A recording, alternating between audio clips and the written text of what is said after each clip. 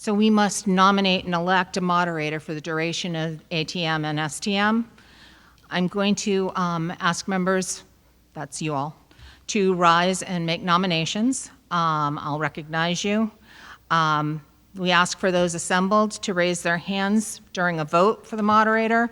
In the event we have a number of nominees, we'll vote in alphabetical order by last name. So, would anybody like to nominate someone? Mr. Maresco? Madam Clerk, I nominate James Fitzgerald for moderator.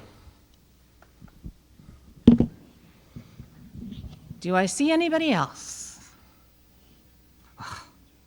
Going once, going twice. We have one nomination. May I see by a show of hands in favor? Anybody opposed? We have a moderator. Yay! Thank you, everybody. I want to open the 2023 annual and special town meetings. The warrant has been posted, signs are up, we're all legal, so that's all good. I want to thank you all for participating in Marshfield's 2023 annual and special town meeting. Town meeting is truly the purest form of democracy. Every registered voter in town is eligible and encouraged to vote. There are some rules to guide us through the evening, which I will review shortly. Before we go to our opening ceremonies, I want everyone to note that in case of emergency, the way you came in may not be the way to get out, so please identify whatever emergency exit is closest to your seat and make sure you know how to get out. With that said, I now call for the presentation of colors by Marshfield's finest, the police and fire departments. Please rise.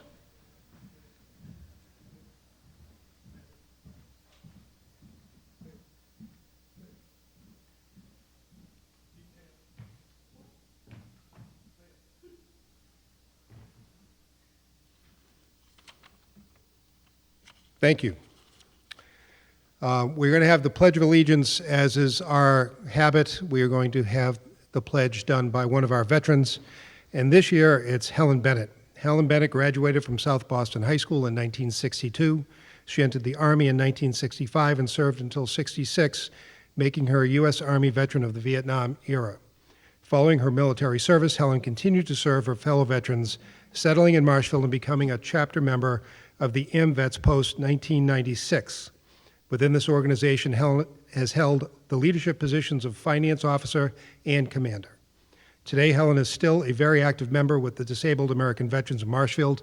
Her energy and desire to help fellow veterans has found her a position as treasurer in our local Chapter 35, as the commander of the district serving the South Shore and Cape Cod, as first junior vice commander at the state level, and as only the second woman to become commander of the Massachusetts DAV.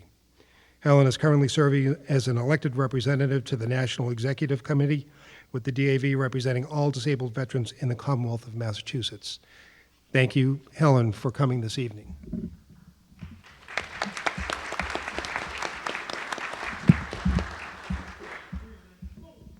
I pledge allegiance to the flag of the United States of America and to the republic for which it stands, one nation, under God, indivisible, with liberty and justice for all. Thank you. Thank you. We are now going to have the national anthem sung by 4 Marshfield High School students. Alex Lloyd is the soprano, Toby Mamet is the alto, Andrew Hickey is the tenor, and Joe Mamet is the bass.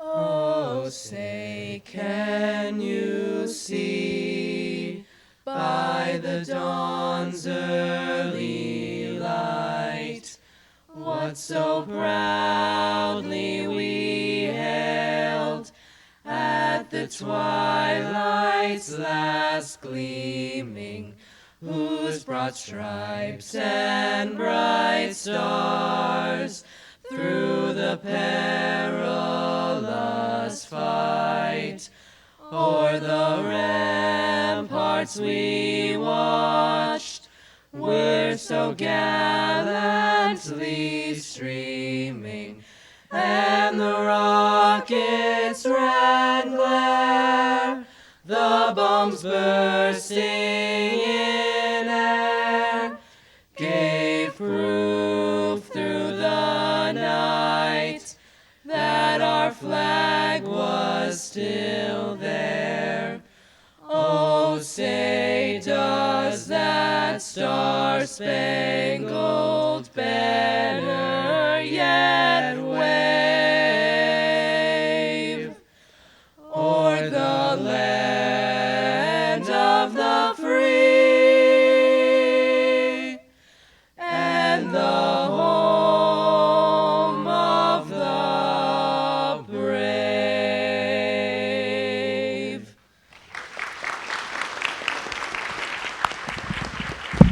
Very nicely done. Thank you. Thank you.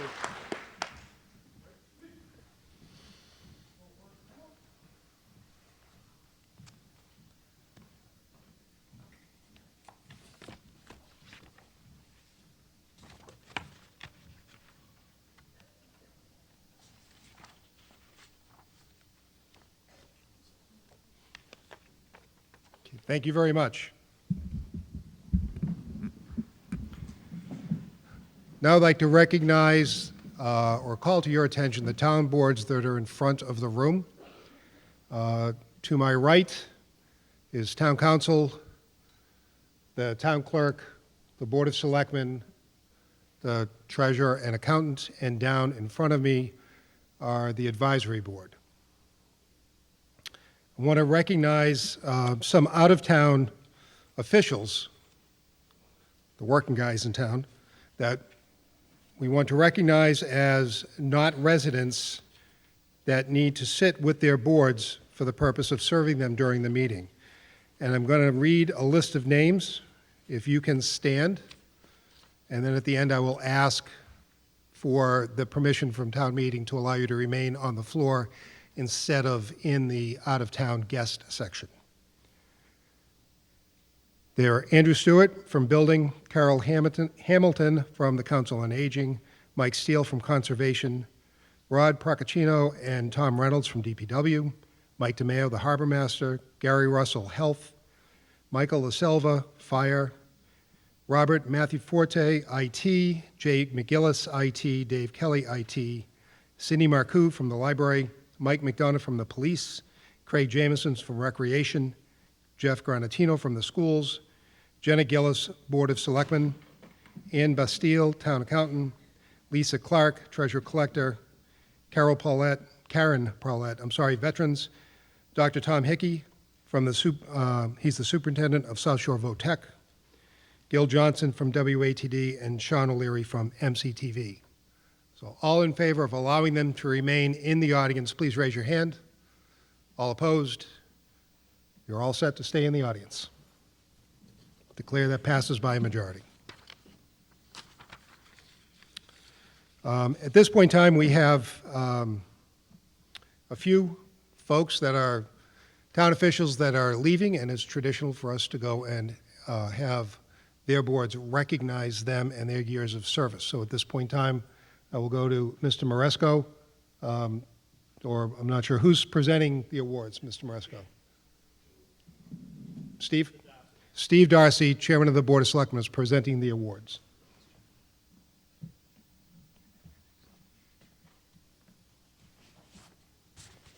Thank you, Mr. Moderator. So I wanted to start by recognizing John Daly, who served our community for 11 years on the Housing Authority, which is an incredible period of time to serve our town. I don't know how anyone could endure that many terms on one board. It's definitely very, very difficult. So there are two other folks we want to recognize tonight. The person that I wanted to recognize before I turn to our school committee chair, Sean Costello, is Don Gibson. So Don Gibson was my attorney coach when I was in the mock trial program in high school.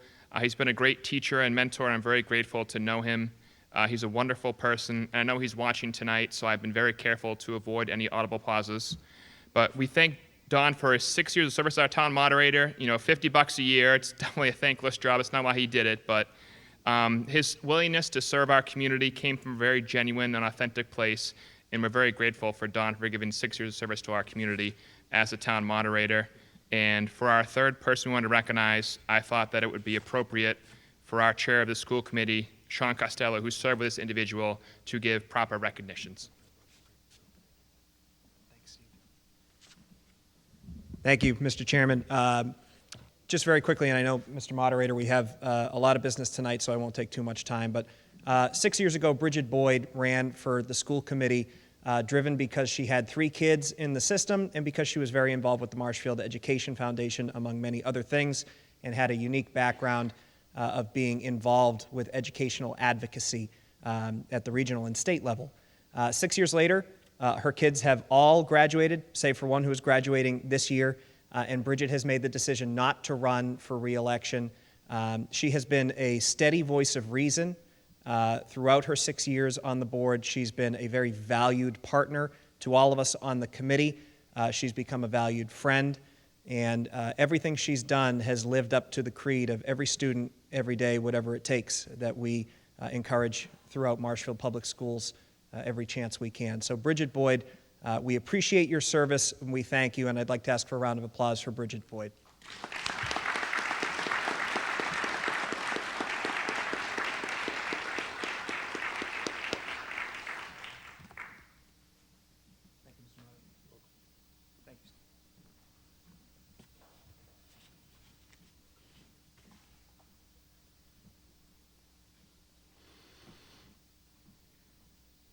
Okay. We have I have a whole series of things that we need to discuss before we get into the meeting. We'll try to keep it short. Those of you who have seen me lead a meeting before, the less said, the better is always my motto, so I'll try to be as brief as I can. I do want to do a public service announcement that there will be an election on Saturday for town officials. It will be at the high school gym from 9 a.m. to 3 p.m., so note the hours. There's also early voting still happening at Town Hall from 8 to 4 on the 25th and the 26th. So remember, if you don't go to vote, you can't complain later about who got elected. So it gives you a chance to go and stand up for something. At this point in time, I'm going to call up Andrew Stewart, our Building Inspector and Floodplain Administrator for FEMA's National Flood Insurance Program and the Community Rating System, who will present an annually required statement on CRS.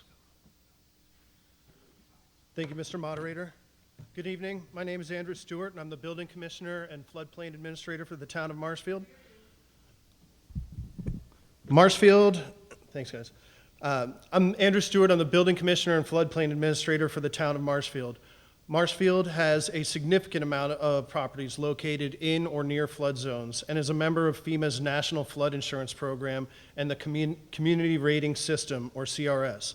My role as floodplain administrator is to ensure that all development activity occurring in flood zones is properly permitted by all necessary local, state, and federal agencies and is performed in accordance with those permits and with the National Flood Insurance Program. As such, we've adopted several flood-related codes and bylaws to help protect our properties and investments and to increase our rating with FEMA, earning our residents discounts on flood insurance and priority access to disaster recovery efforts and relief funding. We also have created a new floodplain permit to help residents understand exactly what permitting is needed to be able to apply and acquire those permits concurrently and to track the progress and inspections of those permits.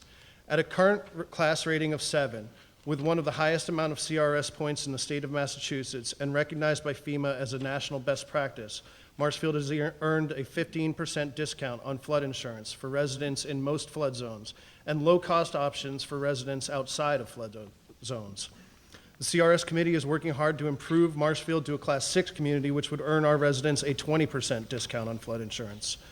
The CRS committee is dedicated to the task of encouraging all residents to purchase flood insurance, to lower our flood insurance rates, to inform residents about flood zone requirements and flood hazards, and to ensure the safety of our buildings and residents from flood damage through the application of building, wetlands, and zoning regulations. As part of our effort to reach a Class 6 rating, we now offer free property protection visits and property protection advice for flood zone residents, where I will conduct a site visit of your property so that I can offer you site-specific information and advice on how to protect your property and home from flood hazards. If you'd like to schedule one of these visits or want more information on flood zones, flood hazards, and flood insurance, please visit the building department. Thank you.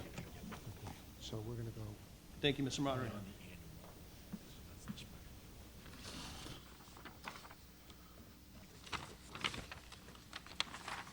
Excuse me for just a minute. So the other two, 14 and 15? Yeah. Yeah.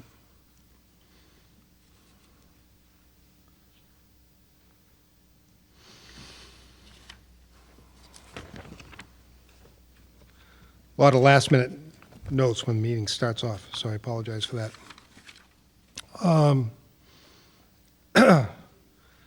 I want to address now some of the rules for town meeting. How many of you folks are new to town meeting? This is your first time, raise your hand.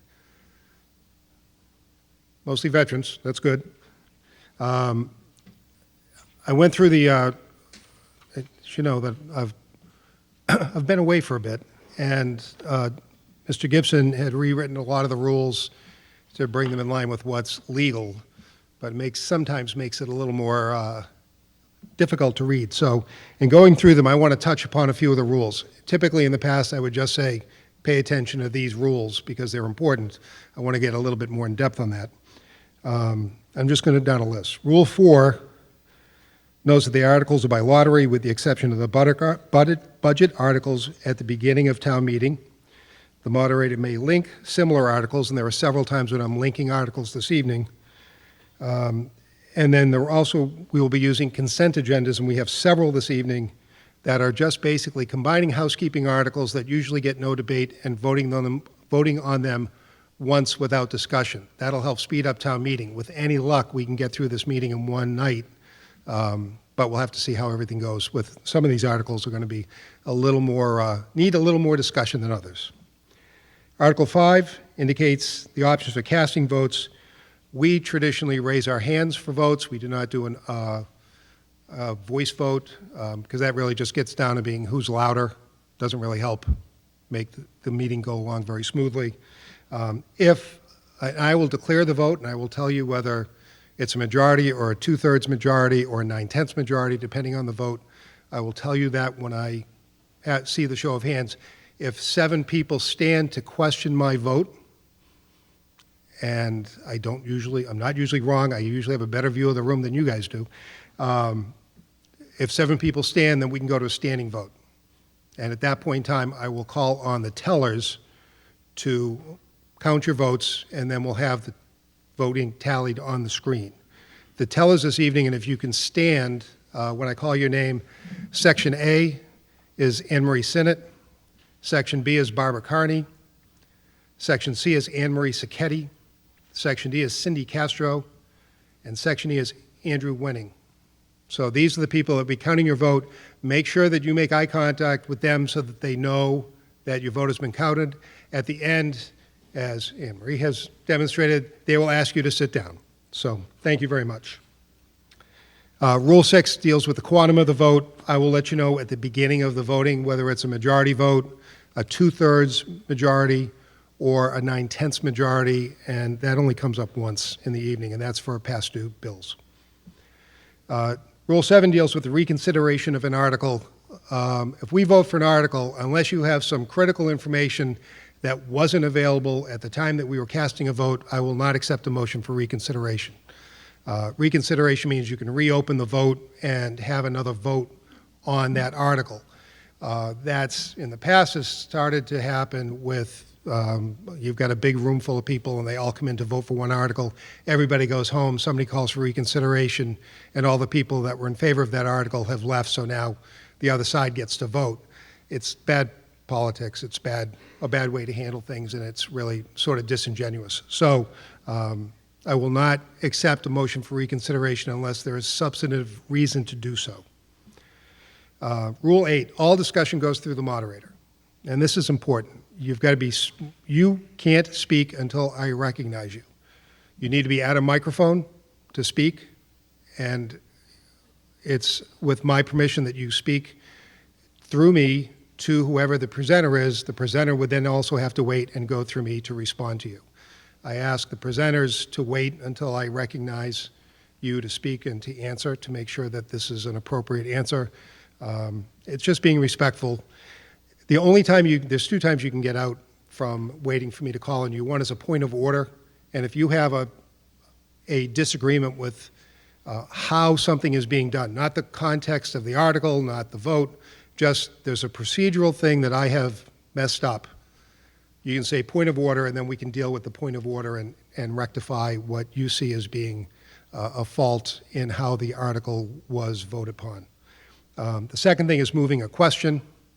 And moving the question, if you think you're in the audience, if you listen to all kinds of people speak on a particular article, and you think it's gone on long enough, you can move the question, which means you think that the debate has gone on to its logical conclusion, and we should just go for a vote instead of having more people speak. I will consider whether or not to accept your motion to move the question. If I accept, debate ceases and it goes to a vote of the body.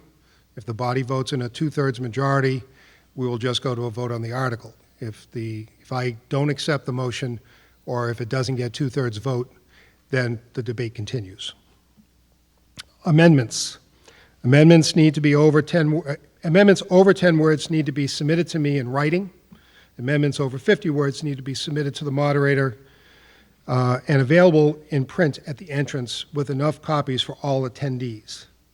The moderator will confer with town council to make sure that the amendment passes both that it's within the scope of the article and that it's a legal amendment before it will be accepted. Only 2 amendments can be on the floor at one time. For financial amendments, the vote will be for the largest amount first and then descending amounts until one total gains approval. There's no new business after 10:30. In the past, if we're close to finishing, I can ask for a suspension of the rules so that we can go later than that. Unless we're really close, I probably won't do that, but it's great to not have to come back for a second night. I ask that people try to be succinct in their statements tonight so that we can try to get this done in one evening. The moderator can make exceptions when justice and order requires. I am, for lack of a better word, the referee of this meeting. And if I think something's happening that needs a little bit of improvement or needs me to step into it, I will try to do that to a minimum, but I do have the authority to do so. I want to make one more comment. There was a recent Supreme Judicial Court ruling about freedom of speech in a public meeting. I think all of you know that I've always strived for civility in town meeting discussion because this is a business meeting, not a public comment meeting, and discussion needs to be addressed within the scope of the articles at hand. In a recent case out of Southborough, an issue was raised by a resident participating in a public comment hearing, not a town meeting, of the Southborough Select Board. The SJC has declared that the Southborough civility rules governing the content of what can be said during a public comment session were not lawful under the state constitution. The decision from the SJC says, and this is a quote, "Civility is encouraged in a public speaking session but cannot be required in a public speaking session, or public comment session, I should say, of a governmental meeting. I will remind you that town meeting is not the same forum as a public comment session. The discussion here needs to be centered on the particular matter under discussion and within the reasonable time limits we have established. Since the SJC says public comment in any meeting should be conducted in an orderly and peaceable manner, I will continue as I have had in the past to allow robust comment from the meeting without it disrupting the orderly and peaceable conduct of the meeting. If the conduct of the meeting is slipping into disorder or not being conducted peaceably, I will remind the meeting about Rule 10 on moving the question." At this point in time, I want to move that we suspend the annual town meeting and move to open the special town meeting we will open the annual town meeting at the conclusion of the special. So I move that we suspend the annual town meeting to open the special. All in favor? Raising hands, not ayes, but thank you very much. Okay, we're into the special. Point of order? Yes. Can you get to the mic? So, Steve Lynch, 50 Central Street. So, in relationship to the SJ... I can't, can you get, is his mic on? Steve Lynch, 50 Central Street. There you go. So, Hi, Steve. I'm just speaking to the SJC ruling, which I believe is any public forum and public speaking and the equality of it. So I was just wondering what our town council thinks about that SJC ruling as you were talking about someone moving the question. So that would be cutting off someone else's right to speak publicly on whatever the article is if you were to move the question. So I would think that, they're opposing each other. You can get answer.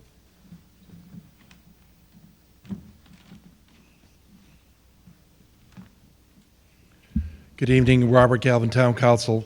So I helped the moderator with his preliminary remarks, so I certainly agree with his assessment of the SJC case. This isn't a public comment session. This is a town meeting.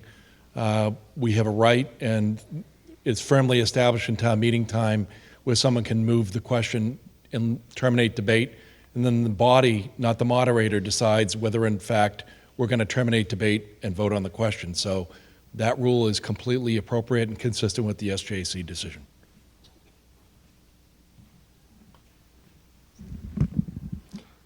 My plan basically is to do none of that. So I'm hoping everything goes smoothly and everybody, I've always allowed some debate that was a little more active than other debates along the way. But this is a business meeting. You need to be speaking to the scope of the article that's at hand, and that's where we're going to continue as we always have. So with the special, I have several articles that we're looking forward to putting under a consent agenda. This would be the blue sheets that you picked up at the front, hopefully. So the consent agenda, again, we're assembling housekeeping articles and putting them in one omnibus article, voting on that as, in the first case, in a majority vote. In a second case, it could be a 2/3 vote or a 9/10 vote. And we're putting them in there just to retire those articles from debate. So it'll speed up the meeting by doing it all at once.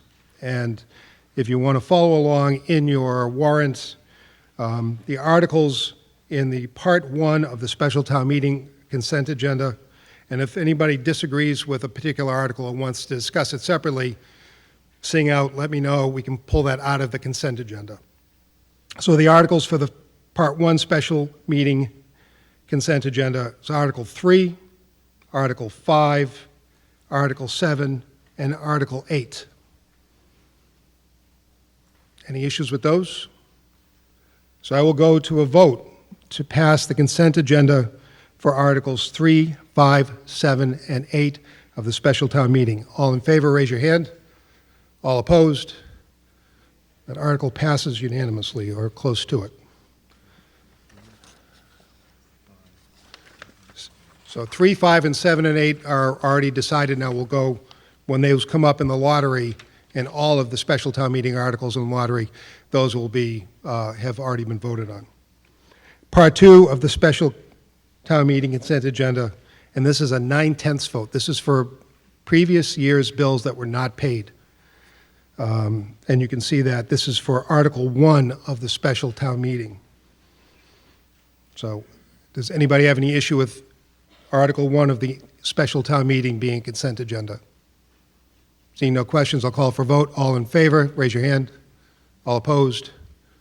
I declare that passes unanimously. Part 3 of the special town meeting consent agenda, this is a 2/3 majority vote, and this is for some zoning articles.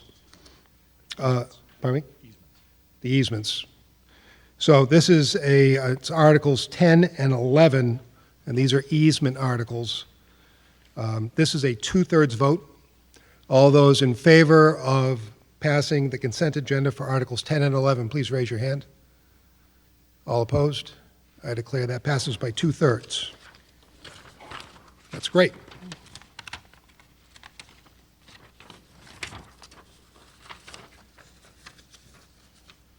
Now we have, at this point in time, we have one postponement. One article is being withdrawn. It's Article 13. If you look that in your warrants, when that comes up, that is going to be withdrawn. Doesn't need any vote right now, just it'll be passed over once it comes in. So at this point in time, we can go to the special town meeting. We're missing a clerk. She's coming.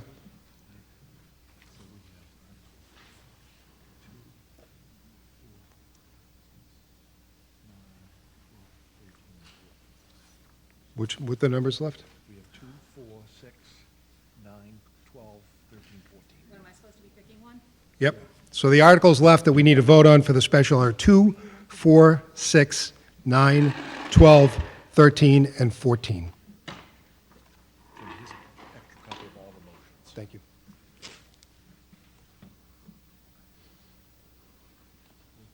I'm rolling with 8. Okay, Article 8. Yep, we picked 8. How about 9? I'm liking 9. Article 9.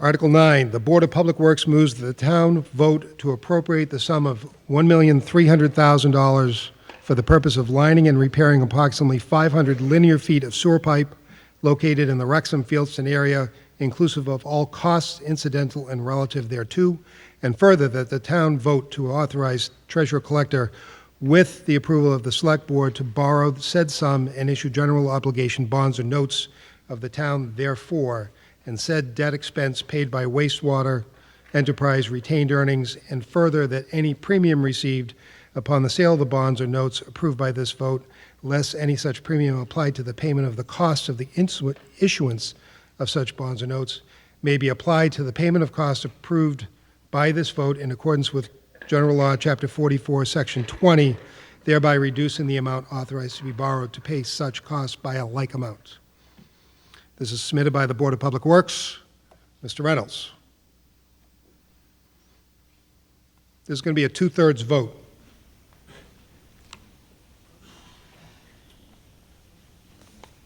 Tom Reynolds, DPW Superintendent, Mr. Moderator. Article 9 is due to some recent camera investigation of a large diameter collector sewer pipe located in the Surf Avenue and a portion of both Ocean Street and Plymouth Ave up to the Plymouth Ave pump station has indicated advanced deterioration of the pipe.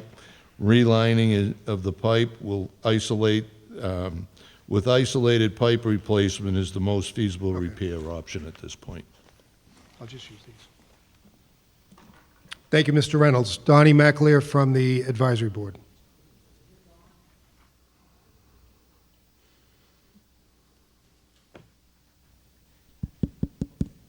Don McAleer, Advisory Board. The Advisory Board recommends approval of this article. As a kid growing up in Fieldstone in the 1950s, before there was a sewer system, it was quite common to see large puddles on people's property due to overflowing cesspools. I think the DPW needs to be commended for their vigilance and proactive approach to installing and maintaining the sewer system and protecting the environment. Thank you, Mr. McAleer. Discussion from the floor. Rear microphone. Griffin, 44 Marshall Avenue, Chair of the Capital Budget. I don't recall this coming before the capital budget, and I don't see the capital budget's name on there. Can you explain that to me, Mr. Moderator? It's not on my motion. Other than that, I cannot. The capital budget isn't on the motion that I was given to present. So if you have a statement to make on the article, then please do. have this become before the capital budget. Okay. Okay. I mean, it's quite the sum. I'm sorry, I was just, I'm saying that the article itself never came before the capital budget, and part of the procedure in town is for anything that's $25,000 or more to come before the capital budget, and I'm wondering why we didn't see this. Mr. Maresco.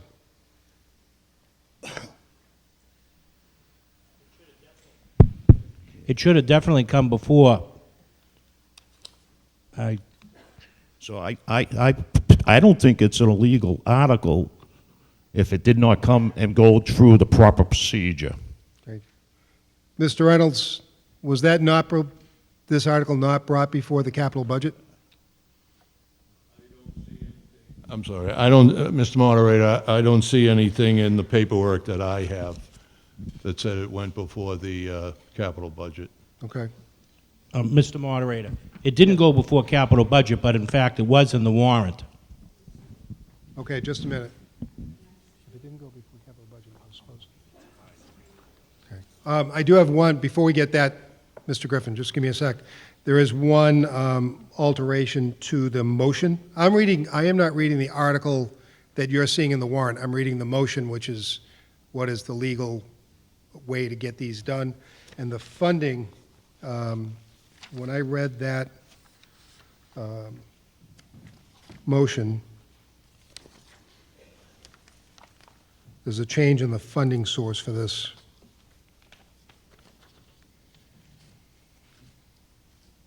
Bear with me just a moment. I had said that in my motion, it says the debt expense is paid by wastewater retained earnings. That's the correct verbiage, and that is the wastewater enterprise fund. So that is the correct version of that. It's maybe a Scrivener's error, but we want to make sure we get it right.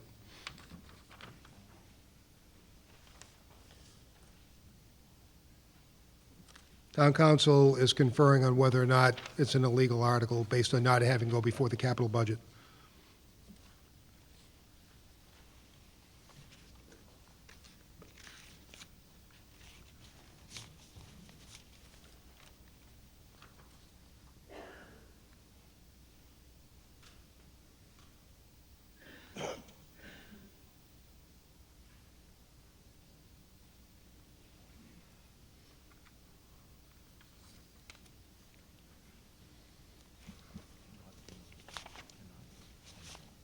It cannot be.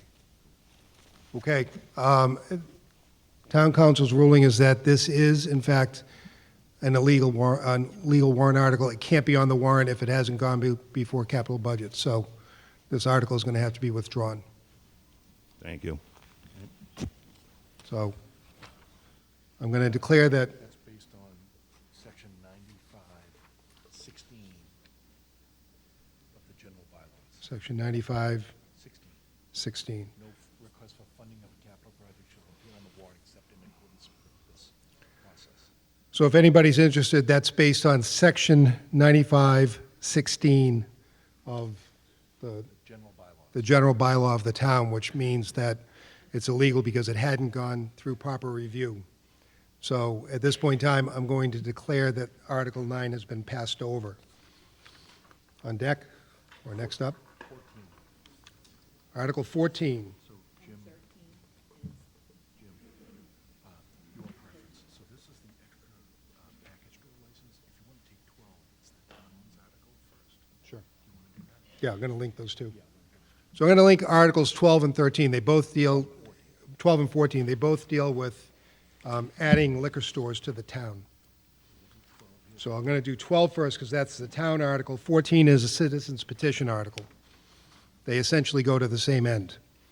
So, Article 12, the Select Board moves that the town vote to authorize the Select Board to file a home rule legislative petition to the General Court to permit and authorize the town to issue 3 additional licenses for the sale of all alcoholic beverages to be consumed on premises, and 3 additional licenses for the sale of all alcoholic beverages to be consumed off premises in any zoning district of the town which authorizes businesses to conduct such businesses by right or by special permit, provided, however, that the general court may make clerical or editorial changes of form only to the proposed legislation unless the Select Board approves the amendments to the bill before enactment by the general court, and that are within the scope of the general public objectives of the petition.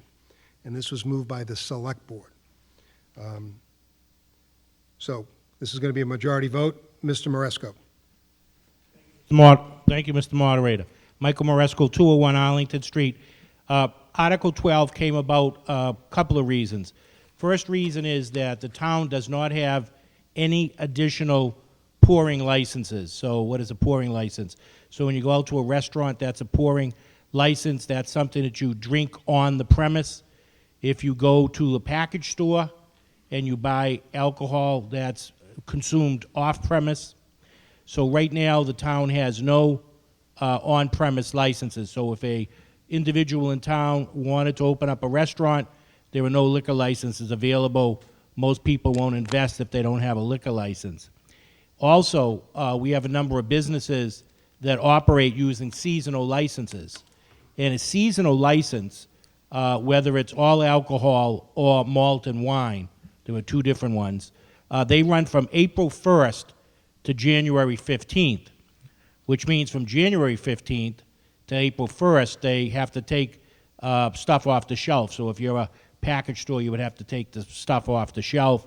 And if you were a pouring establishment, depending upon which one of those licenses, whether it was beer and wine or it was an all alcohol, you'd have to cease serving for people to drink at premise. So how do you increase the licenses? It's a home rule petition. Board of Selectmen took a vote to put it on the warrant. Town meeting would then support it. If town meeting votes positively tonight, Select Board would send a letter to our legislative delegation at the State House to Senator Patrick O'Connor, Representative Patrick Kearney, and Representative Josh Cutler, requesting that they file legislation for additional licenses. Once the legislature acts and the governor signs the legislation into law, the town will get additional licenses. So we would ask town meeting to support this, and this would create 3 additional licenses for restaurants to be consumed on premise and 3 additional licenses for package stores to have year-round license. Mr. Scollins from the Advisory Board.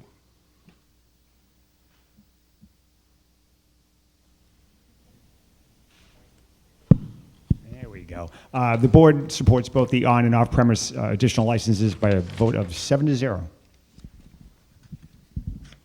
Okay. So this is a majority vote. We're going to go to discussion from the floor. Lady at the back microphone. Hi, my name is Martine Anderson, and I'm wondering how these licenses will be awarded. There are restaurants and package stores in town that are interested in acquiring one, and I just wondered how you are going to determine who is going to be allowed to enjoy one of these licenses. I'm going to have Mr. Galvin answer. So we've typically followed the process of first in time, first in right when there's available licenses. The only time we've deviated from that process was when we had the marijuana licenses that were available. And at that point, we had 2 available licenses, and the selectmen created a process where everybody that was interested in obtaining a marijuana license appeared with their application and their principals, and they answered questions about their background, the location, and the selectmen determined the most appropriate locations based on that process. But typically, we follow a first in time, first in right. Thank you. Okay. Gentleman at the rear microphone. Joe Pasevich, Wilson Road. A couple of questions, Mr. Moderator, maybe someone can answer. What will happen to those seasonal licenses? Will there still be seasonal licenses? Yes. Next question, if I may. How many of these licenses, on and off-site licenses, do we have now? How many off-site? On and off-site licenses do we have now? Okay. Mr. Maresco, do you have that answer? Yes, I can, Mr. Moderator. 1 second, let me pull my notes up. So if I, Mr. Moderator, the question is, how many present licenses do we have out there, package and restaurant? Yes. So in package stores, we currently have 12 package store licenses, 6 wine and malt, 6 all alcohol. And on restaurants, we currently are allowed 33 pouring licenses, 27 all alcohol, and 6 wine and malt licenses. My concern really, and I wish there was some input maybe from the business community, is how is this going to affect the existing businesses? Is this going to hurt their business? And if I don't have that information, I can't support this. Thank you. Okay. Rear microphone. Eric Kelly, Peterson Pat. I'm a little confused in regards to Mr. Maresco's statement in regards to the off-season. So if you get for the off-premise license, are the owners of the seasonal licenses, are they looking for a full license? And is that where the 3 additional licenses come in from? What, are you wondering why this is coming up? Is that what your question is? Well, Mr. Maresco brought up that there's some seasonal permits or licenses at play right now. So I'm wondering if the three licenses, the additional licenses for the off-premise, are looking at those seasonal licenses are being exchanged for, I guess, a year-round license. You can, I'll ask Mr. Galvin. So Article 14, I think, was requested by a specific business in town that is looking to have an all-alcoholic package store license. I think it's Hubbard's Cupboard was Article 14. So we know that there's a desire on the part of at least one existing business which has a seasonal package store license, or excuse me, beer and wine license. They have a seasonal all-alcoholic beverage license. And I believe that there's been interest in at least one other business. So the request was to add 3. We also know that there are at least 1 or 2 restaurants that serve only beer and wine on the premises that are actually looking for an annual on-premises all-alcoholic beverage license. So there appears to be, from the business community, some desire to have additional licenses. So am I understanding that it's not so much that you're creating a new business, I would say, it's just that the businesses that are already operating here are just looking to expand their ability to sell more alcohol, or any kind of alcohol, I should say? For example, downtown there's a brand new restaurant, Don Bravo, and they have beer and wine license. They would like to have a regular all alcoholic beverages on premises license, a restaurant license, if you will. They're looking to have, the typical drinks you might find in a Mexican restaurant. So that's an example of one that's looking to change, and there could be others. All right, so it doesn't sound like it's going to create more business. It seems like it's just going to, I guess, better the business that are already in town. All right, thank you. Okay, thank you. Again, this is a majority vote. Seeing no further statements from the floor, I'll call for a vote. All in favor of Article 12, raise your hand. All opposed? I declare that that passes by majority. So Article 14, Ms. Marchioni, I don't know if you would still, you've already won. So I don't know that you want to put forward this article, if you want to pass it over and just let it go away by itself. Are you here? Apparently not. So I'm going to, the proponent isn't here, so I'm going to move that we withdraw Article 14. I'm going to call for a motion once, twice. I declare that Article 14 has been passed over.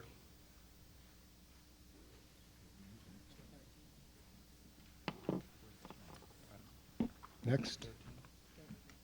Article 13 is next.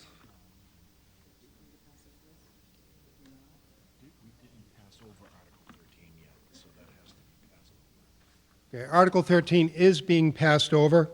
It's being withdrawn, so I'm going to go and make a motion for Article 13 once. I'm going to make a motion twice. I'm going to declare that Article 13 has been passed over.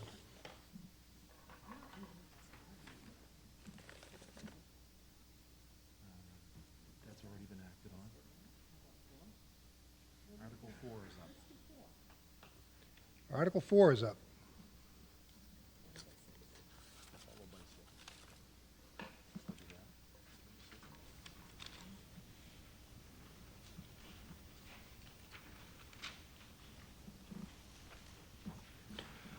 Article 4, the Capital Budget Committee moves that the town vote to appropriate the sum of $2 million. No. Wrong, that's the annual one? 1 million.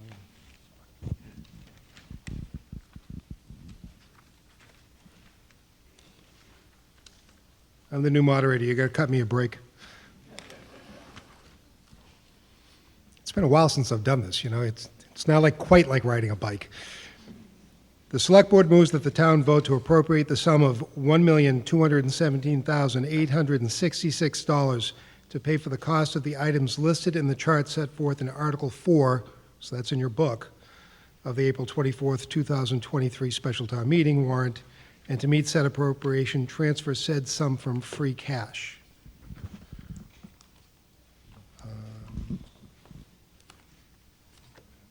So bear with me here, and I'll get to that page.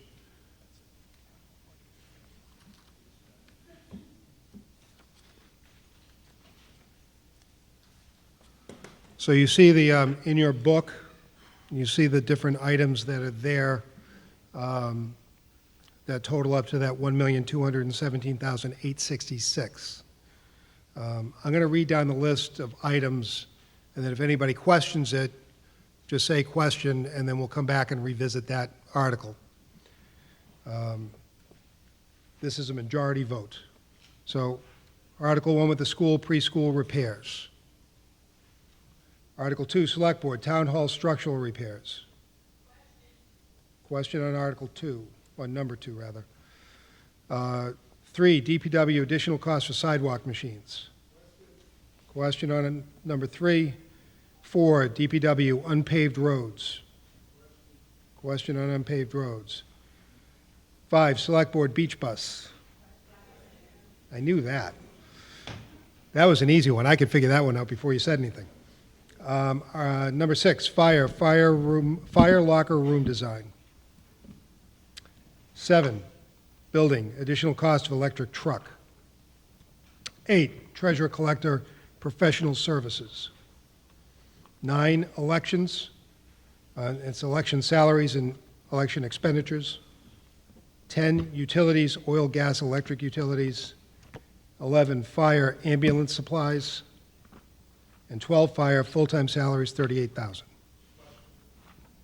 So question on number 12. So we have questions on 2, 3, 4, 5, and 12. So I move that we vote the unquestioned items forward. Again, majority vote. All those in favor, raise your hand. All those opposed? Okay, the unquestioned items have passed. So we'll go first to the number 2, Select Board, Town Hall structural repairs. Let me get my stuff together here for a second.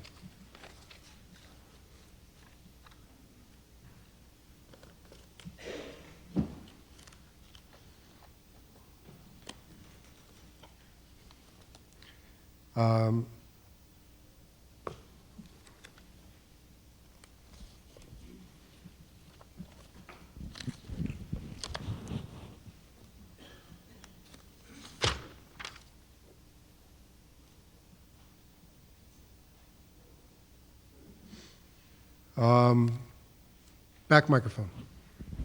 Pam Keith, 73 Standish Street. I could see on the... Hold me just a sec, Pam. We actually didn't go through... Michael, do you want to present anything on this?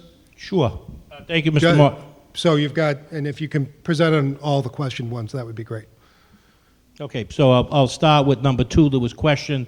So, Select Board Town Hall structural repair.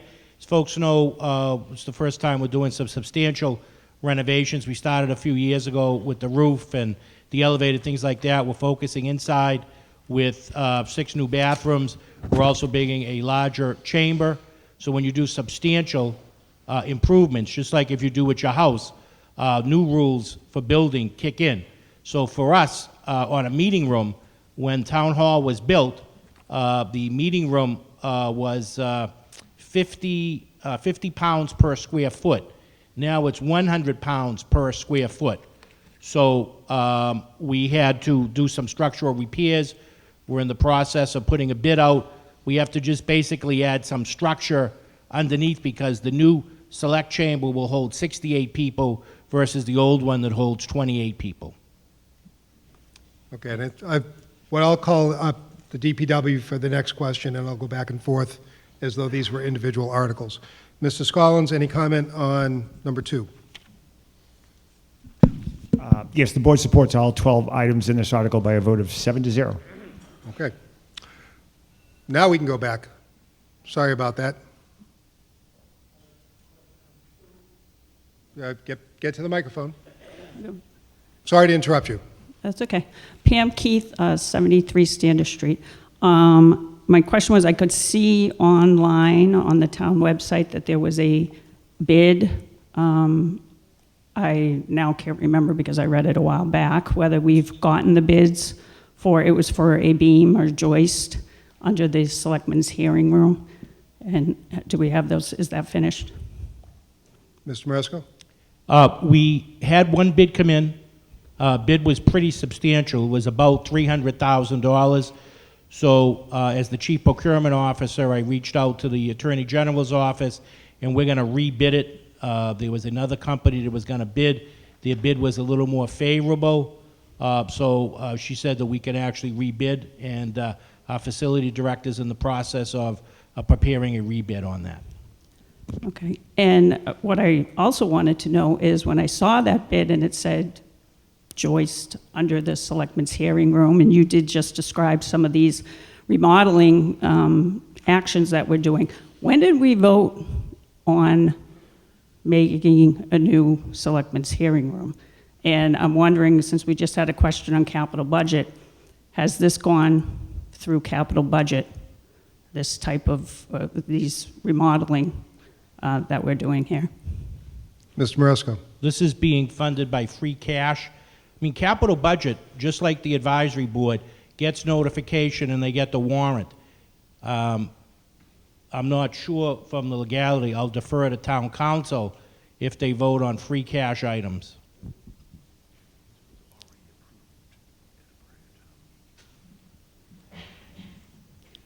Can I just clarify though too, the entire project, when we voted before, I thought we voted on bathrooms. So I can talk about the project now, like you just alluded to, but I'm also talking about the entire project. Got it. So my understanding is that this article was previously the subject of a town meeting vote where unexpended funds from prior bonding articles were authorized to be used to renovate the town hall. And I believe in connection with that, there was compliance with the capital budget process. My understanding is that this is an unforeseen circumstance where there is extra structural steel needed to support the weight in the floor. So I think that falls within the scope of the prior authorization, subject to the town meeting approval. Okay, thank you. Back microphone. Jack Griffin, 44 Marshall Avenue. Again, this is what was just reiterated. This did not come before the board. I believe there's maybe 7 or 8 items on there. I think one of them might have came before the board. I don't think it's legal, again, because it never went through the process of capital budget, which was just reiterated by Attorney Galvin saying that it needs to go through that process, and capital budget approved it. And we didn't see it. And when you don't see 7 items, I just got a question. Now, whether it was on the warrant, it could have been, but I've been on this board for 13 years, and I've never seen anything like this before. Thank you. Okay. On this particular question, Mr. Galvin says it was on a previous warrant, so that one is an extension of that. I don't know about these other ones. We'll get into these other ones. I would like to know what warrant it was on, because I don't believe it was.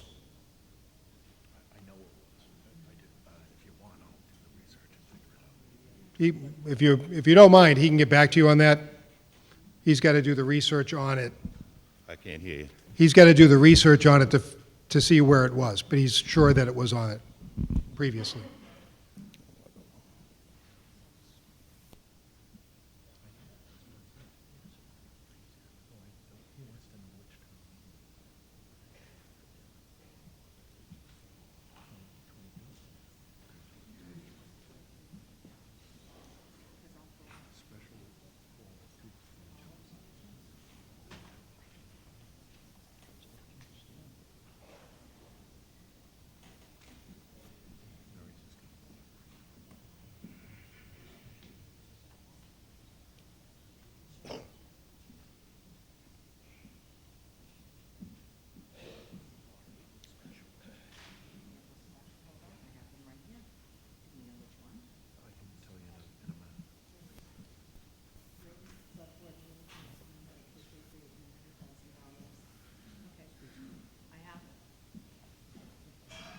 Do you want me to just say?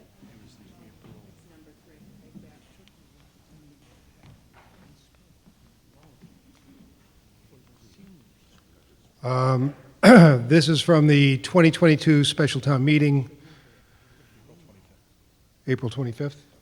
The Select Board moves that the town vote to appropriate the sum of $900,000 from the unexpended funds initially borrowed to finance cost of the senior center construction project as approved under a vote of the town passed November 18th, 2019, Article 14, which project is now complete and for which no further financial liability remains, and transfer that sum to the town hall renovation account to pay for the costs associated with the renovations of town hall, including all costs incidental and related thereto, said funds to be expended under the direction of the town administrator and general supervision of the select board. It was passed by a declared majority vote. I have a question on that again. It doesn't define, it's a town hall refurbishment, but it doesn't go into the items that are on this. That money could have been spent in another direction, and you know, if it came before the board, we might have said, you know what, we don't need an ambulance, we need a fire truck. So I think... I'm just dealing with this one particular question. These other well, ones... this is all related. Right. So the question is that legal to pass something that has these items on it that we never saw?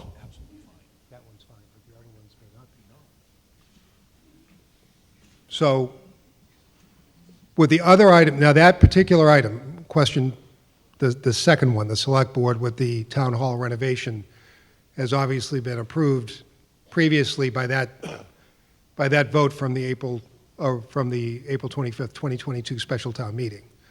What you're saying is, out of the other ones that are in this article, that these were not brought before the capital budget committee. Correct. Correct. Oh, well, you want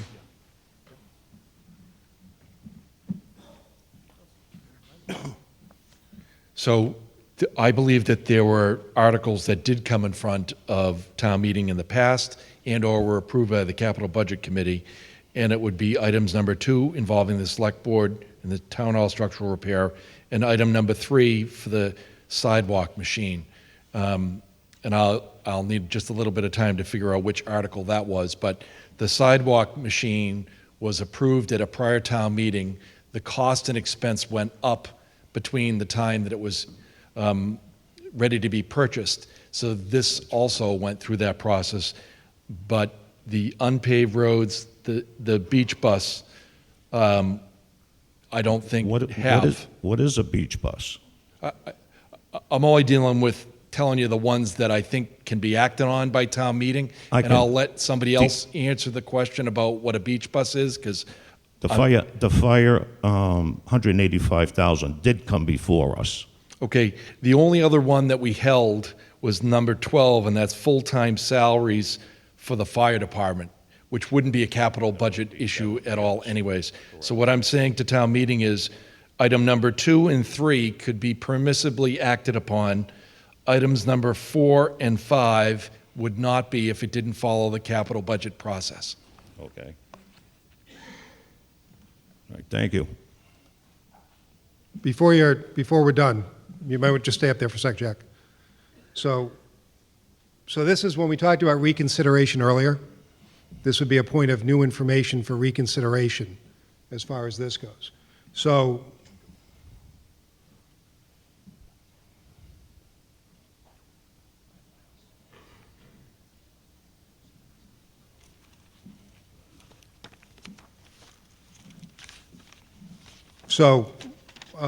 the preschool repairs. Mr. Moderator? Well, I'm going to start. I would like to speak on the 70,000 for unpaved roads because both Mr. Reynolds and We're not even there yet.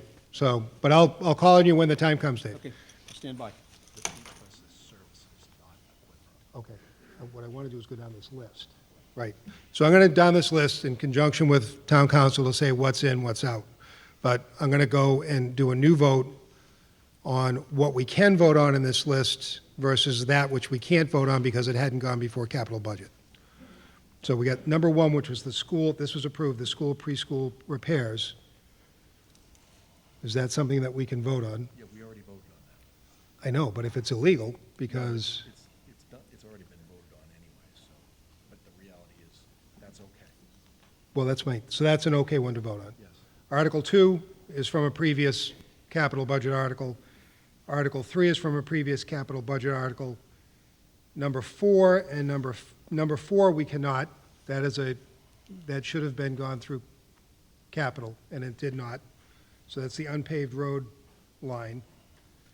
The beach bus is a service that will get described shortly. It is not a vehicle, it's actually a service that's being provided.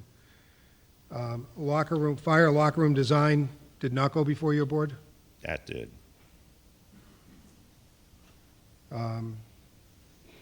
Building, additional cost for an electric truck. Is that that's below the capital threshold. So that's below the capital threshold of $25,000. Professional service for the treasurer collector can go forward. The election salaries can go forward. Utilities should be able to go forward. Ambulance supplies, is that a capital expense or not? Could be, I don't know specifically, but I went through the process. What are you saying? It did?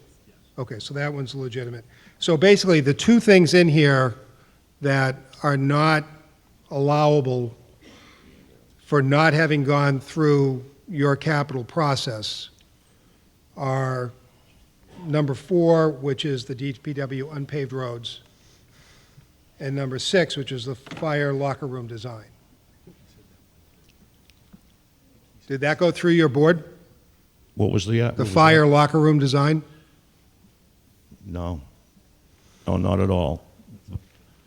But on the fire ambulance supplies, the number I just got just now was 177,500. I went from we agreed from 185,000 to 177,500. That was the number we agreed on with the fire department at the time.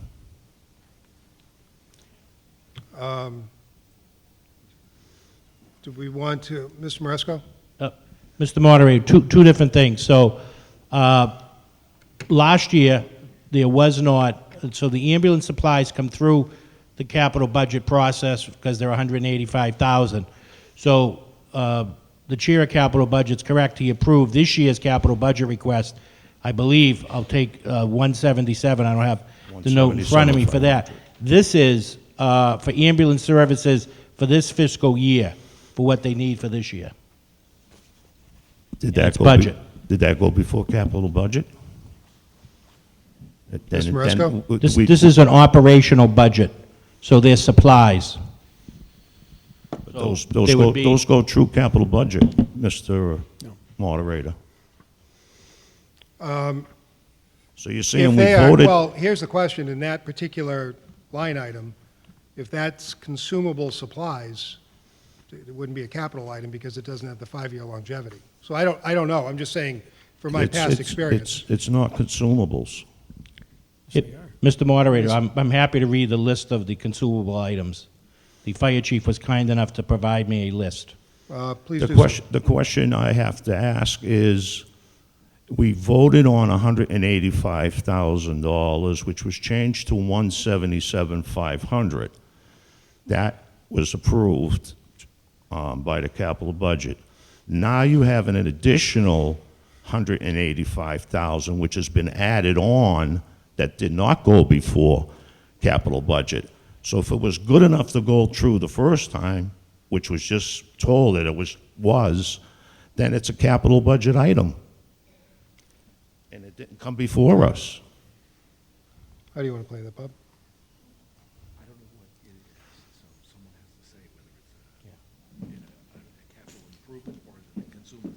Okay. So, Michael, Ms. Maresco, the question is, and this is from Town Council, is this a capital improvement or is it a consumable? These are consumables. I'm happy to read the list. For instance, needle replacement, Stericycle hazardous waste removal, cardiac monitor annual service monitors, emergency cardiac monitor repairs and part replacement, oxygen supply, pharmaceutical distribution of medication for Beth Israel Pharmacy, refurbished cardiac monitor, Stryker stretcher emergency repairs, Stryker stretcher annual service plan, annual patient care report software licensing for all fire engines, a Lucas CPR device, power cord and equipment, annual paramedic refresher training provided by Brewster Ambulance, ambulance record logs, EMS software system maintenance, recertification fee for E-Series cardiac monitor, EasyIO power driver, mobile hardware components for ambulance and fire engines, radio equipment and parts for ambulances, substance control registration, ambulance licenses, state of Massachusetts, and Zoe cardiac monitor replacement, replace obsolete model. Those are not consumables. Those are the items that would normally go before the board.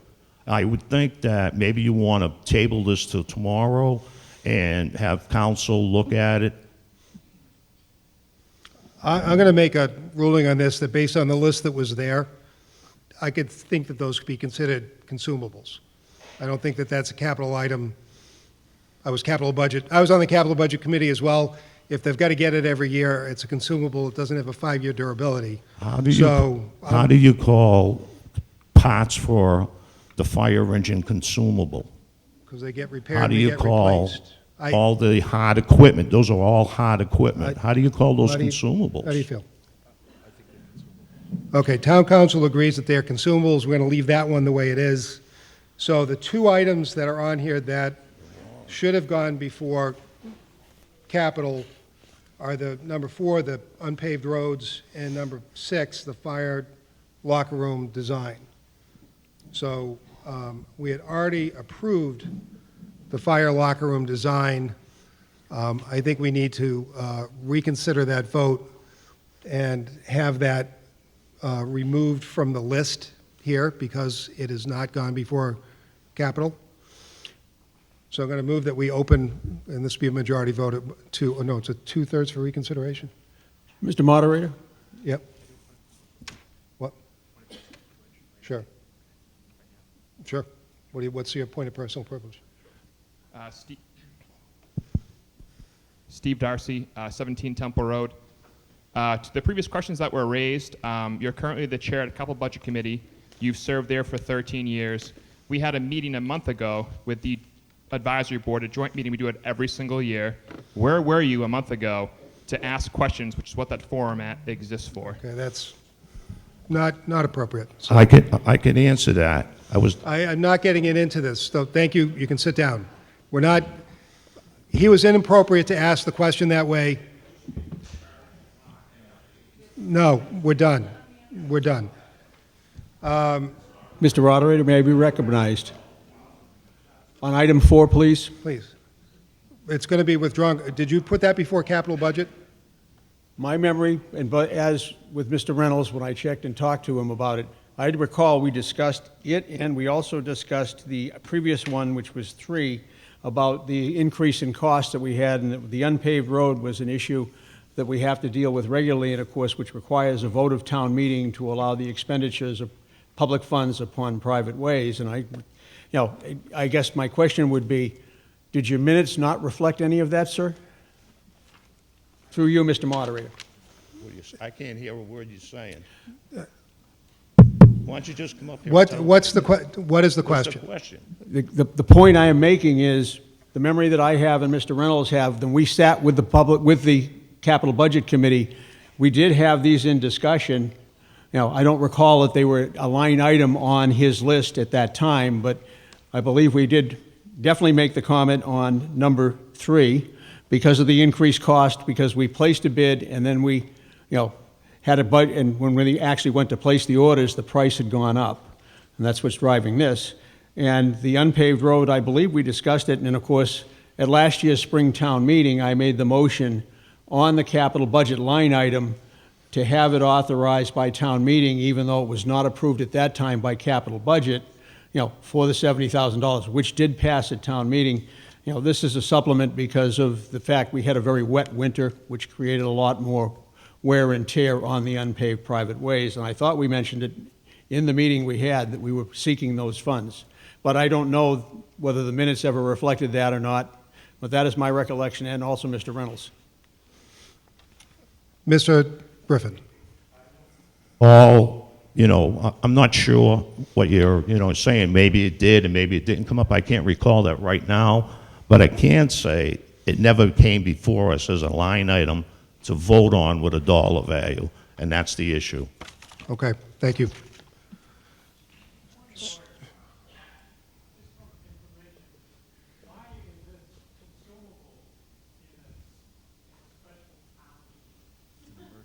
It's an emergency. Mr. Maresco? Town council says it's an emergency, but... That is correct. Thank you. So there's 2 items here.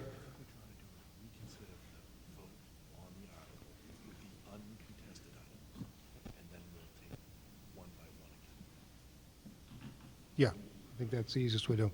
I'm going to reconsider the vote we did on the uncontested articles. So one of those articles is number 6, which is the fire locker room design. That's one that should have gone before capital budget and did not.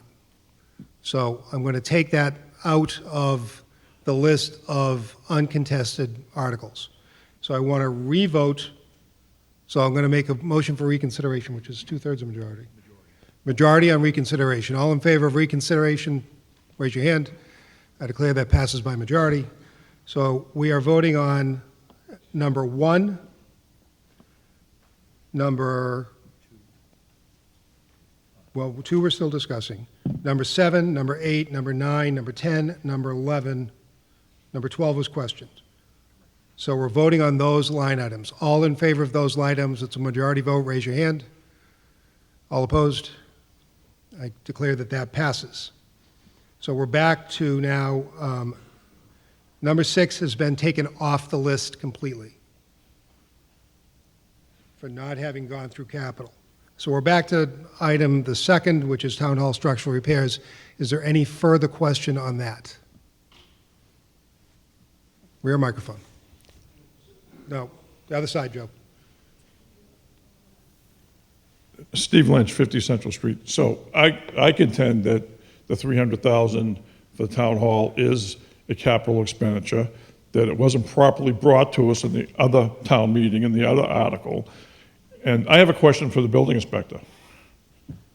So we're saying that it went from 50 pounds live load to 100? Is that the story? Mr. Stewart, can you answer that? You can shut off my seconds, please. Thank Please you, Mr. answer the Moderator. question. That's correct. The building code requirements for live loads for assembly areas has changed since the building was constructed. And so these modifications do require an upgrade in order to account for that load. That load was basically, everything's been designed by a local structural engineer, and he's also approved temporary occupancy of that space with a increased occupancy of 40 people. Okay. Until the repairs are made. Okay, so it was changed since the building was built, but not since we passed this at the $900,000 to do this repair at the last town meeting. So we knew what the rules were when we did it, but you didn't present it to us properly. So the engineer that we hired to design this should have known this, or you should have known the scope of the project. So now you want $300,000 more and saying it's part of the same project? It is not. It's an add-on. This is a capital expenditure. It should go to capital budget.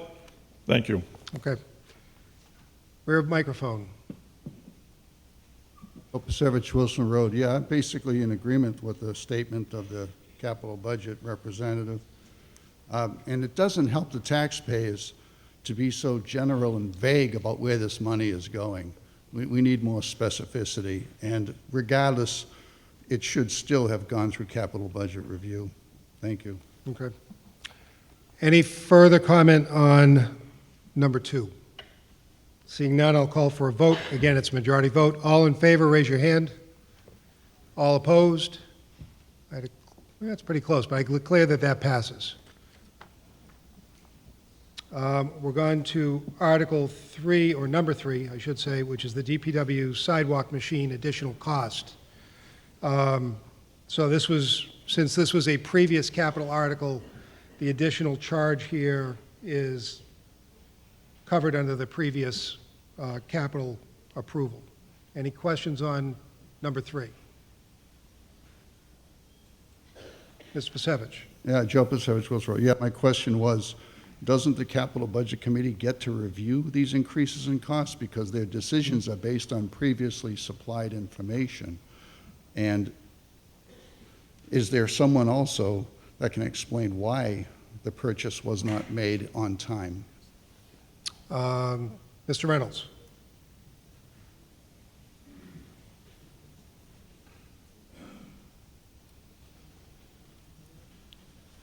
Tom Reynolds, DPW Superintendent. Mr. Moderator, what has happened here is that we put our capital budget together usually in October, okay, for this April town meeting.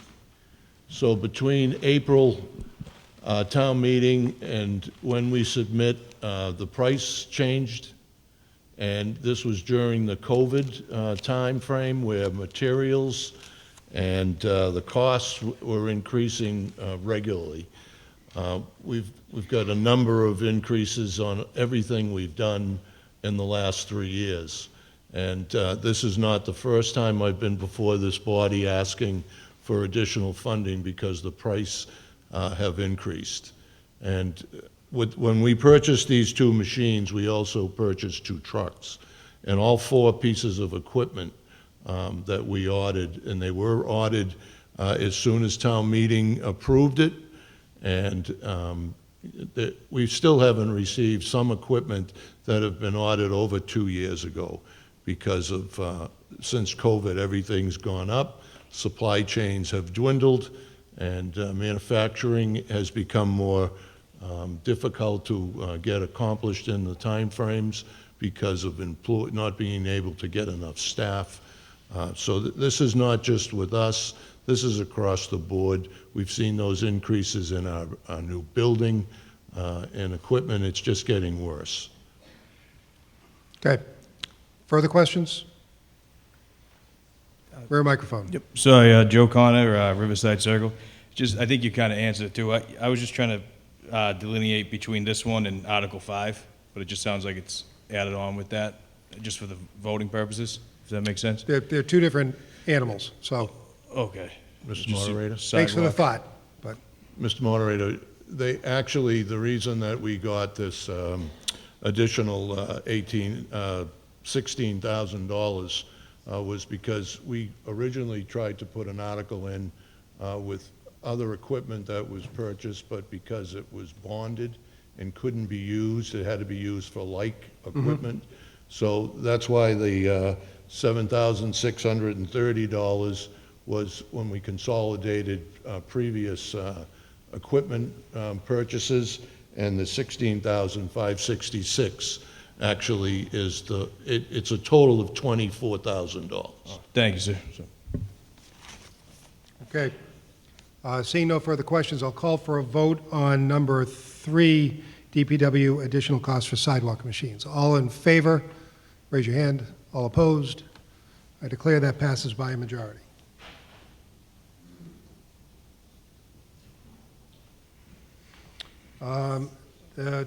Number 4, the DPW roads, again, as we said before, that's going to get deleted from this list because it had not gone before capital, and it should have been.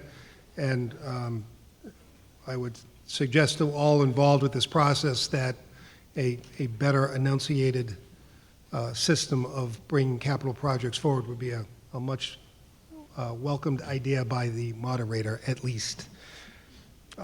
Number 5, the select board, the beach bus. Mr. Maresco.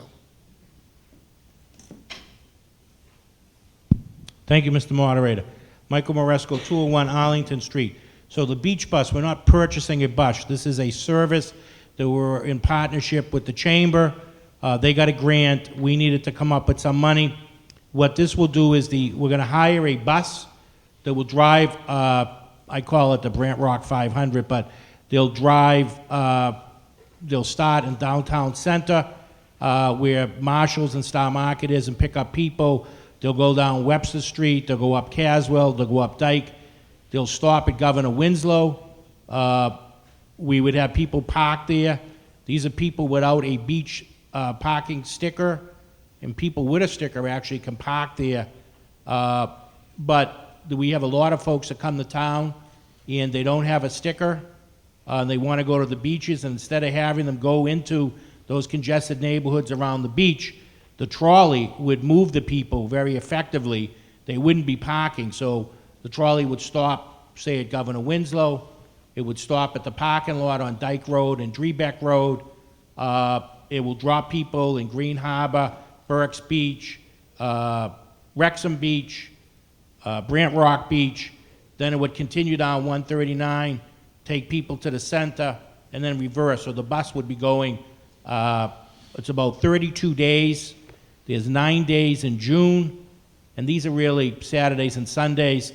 15 days in July, because you have July 4th.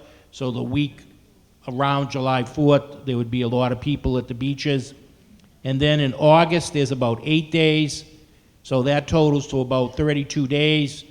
Buses will have to go out to bid if town meeting approves this. On the town side, we'd have to go out to bid out the service. It's estimated that a bus is about, for the hours that we want to operate, from 8 a.m. to 7 or 9 to 6, within that category, a bus is about $1,200 per day times 32 days. It's roughly $38,400, plus the cost of additional staff people. So on the lots that I mentioned, Governor Winslow, if we use Daniel Webster, if we use downtown, in Brixmore parking lot, we would have to have an attendant there keeping track on if they have a sticker. If they don't have a sticker, then they would have to pay, I think it's $30 to be able to get on. They would pay $30 to get on, because that's what we would be charging for those outer residents that park at Wrexham. So we would want to be fair to everybody. And then we're working with the chamber. They also have some funding for this. And the goal is to try it this summer, see if it improves some of the congestion in and around those areas where people live. Those are congested. But by having the bus and not having the cars should make significant improvement. Okay. That being said, rear microphone. Nicole Molinari, I live at 81 Saginaw Ave. I have a couple questions about this. Is some of this money being allocated to clean up garbage or have additional garbage pickup? Because we know that that's a problem at the beaches. And talking about additional staff and all these people that are coming, I think a lot of us residents know that go to the beach that they lock the porta potties at like 4 or 5 o'clock, and a lot of us go to the beach at night. So if you're going to have a bus running till 6 or 7, are the porta potties going to be open for folks to use? Mr. Maresco. If town meeting approves this, yes, the porta toilets would be open as long as, to the time that we're providing the service, of course. As far as trash, at the places that we stop with the bus, there'll be trash receptacles. As far as trash receptacles on the beach and in and around the beach, that's a DPW function. I know that DPW empties those barrels after the weekend. Yeah, I'd like to just say that anyone who's been to Green Harbor, the trash cans are overflowing on a Saturday and Sunday. Thank you. Okay. Right microphone. 50 Central Street. So how many passengers do you need to carry to break even so the taxpayers of Marshfield don't have to fund this bus for residents who don't live here to go to our beaches and even overcrowd them? Mr. Maresco? So for our investment of $25,000, so it would be 25,000 divided by 30, so roughly about 800 people would have to take advantage of that through the 32 days. And that's going to pay for everything, 800 people riding on these buses. Mr. Maresco? Yes, Michael Maresco, 201 Arlington Street. That would cover the bus. The bus is about $1,200 per day. It's about $38,400. We'd be using some town money and some chamber funds that they got from the legislature. But you're expecting the majority of these people to be non-residents because you can't collect $30 from people that already have a beach sticker, correct? That is correct. People, sorry, Mr. Moderator. Mr. Maresco, please go through me, but yes, you can answer. You can answer the question, Mike. Oh, answer it, okay. Yes, so we're expecting, so if you have a beach sticker and you go on a Saturday and you're going to go at noontime, you're not going to get parking at any of our beaches. Anyone that goes there July and August, it's pretty tough. But if you have a beach sticker, you'll be able to park at those locations that we designate where the beach trolley will stop. If you have a sticker, you don't have to pay anything. The people that would be paying are the people that do not have a beach sticker. Right, but the cost of the stickers is not going to offset the cost of the bus because you're going to get that money anyway. And so what we're doing is creating Marshfield as a destination location for people who don't live here, don't pay taxes here, to use our resources. Thank you. Okay. Woman from the rear microphone. Krista, 60 Central Street. I had a list of 25 questions about the beach bus, and many of them were answered, so let me just see. So is the bus ADA compliant? How many people does the bus seat? How long is the trip to the beach with stops? What is allowed to be carried onto the bus by riders? Beach chairs, coolers, food, drink, dogs. Do we get a credit or refund if it rains and the bus If you've is got a not long used? list, I guarantee you that I'm not going to remember it. Well, I'm just saying, there's no information on so many of these things that we don't know the answers, so how are we supposed to properly vote on that? Do you want to try to get some answers to some of those questions? So are people allowed to bring beach chairs and dogs and strollers on the beach bus? Mr. Maresco. If it's a service dog, yes. Chairs, blankets, bags with food, yes. No alcohol, no. Is the bus air conditioned? Mr. Maresco. That I don't know. It depends if we use school buses or the type of buses. I believe your first question was, are they handicapped accessible? And yes, we're a municipality, so we have to follow all the ADA standards. So this is only a contract for 1 year? We're not on the hook for anything beyond that? That is correct. This is just temporary. We're going to try it. If it doesn't work, then we don't go back to it. If it's successful, then we'll look at it again. The bus is ADA compliant. Does the bus have infant or toddler seats available? Mr. Maresco. That I'm not sure. But parents could bring their car seats. I believe when I had my children and we traveled, you brought the car seat and you strapped the car seat into the bus. It just seems like a lot of work to get people to the beach, and I'm not so sure how popular it will be, but okay. All right, thank you. Pam Keith, 73 Standish Street. On people paying $30 to get on and possibly breaking even, are we going to hold that money in an account, or whether it's in the existing beach account somehow, that way if you do go into another season, another year, that the taxpayer is not paying, that there's already a pool built up that would pay for this bus through some of the fees that people are paying to get on? Mr. Maresco?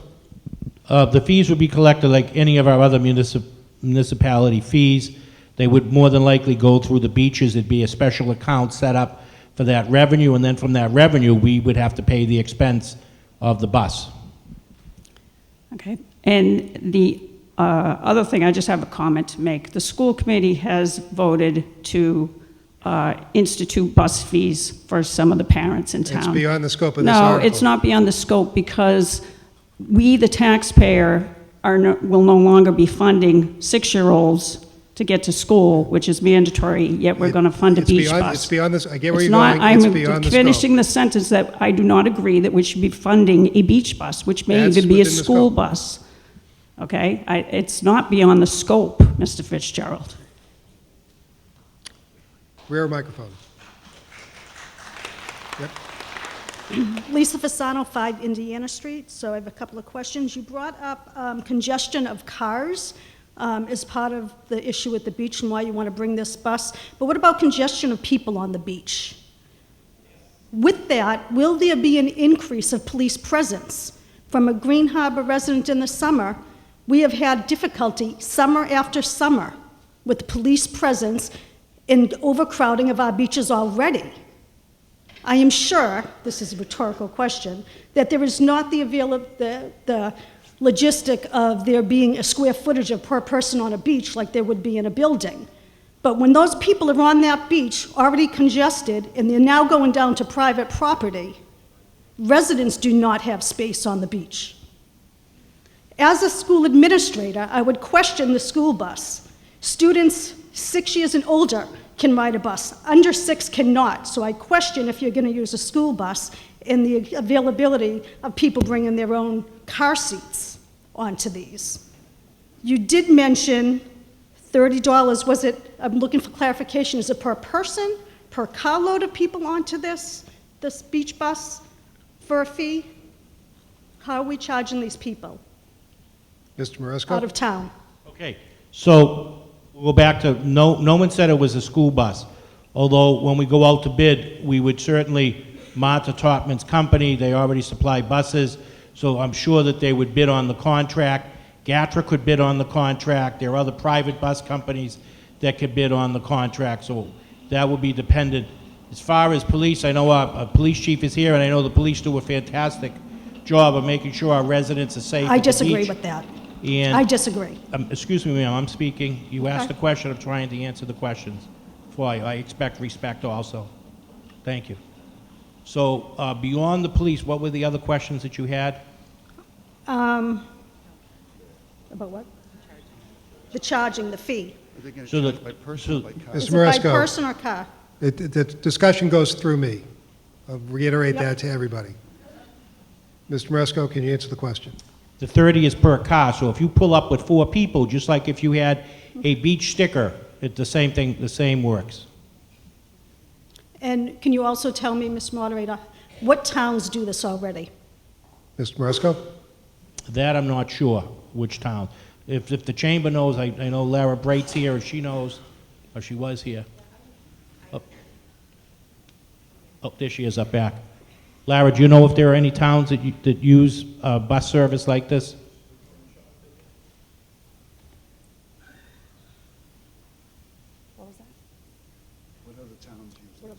Lara, do you know if there's any towns that use a bus service similar to what you're proposing? Hi, Lara Brait, 24 Grace Lane. Yes, Hull did, this is a pilot program, and Hull did a pilot program in their downtown last year.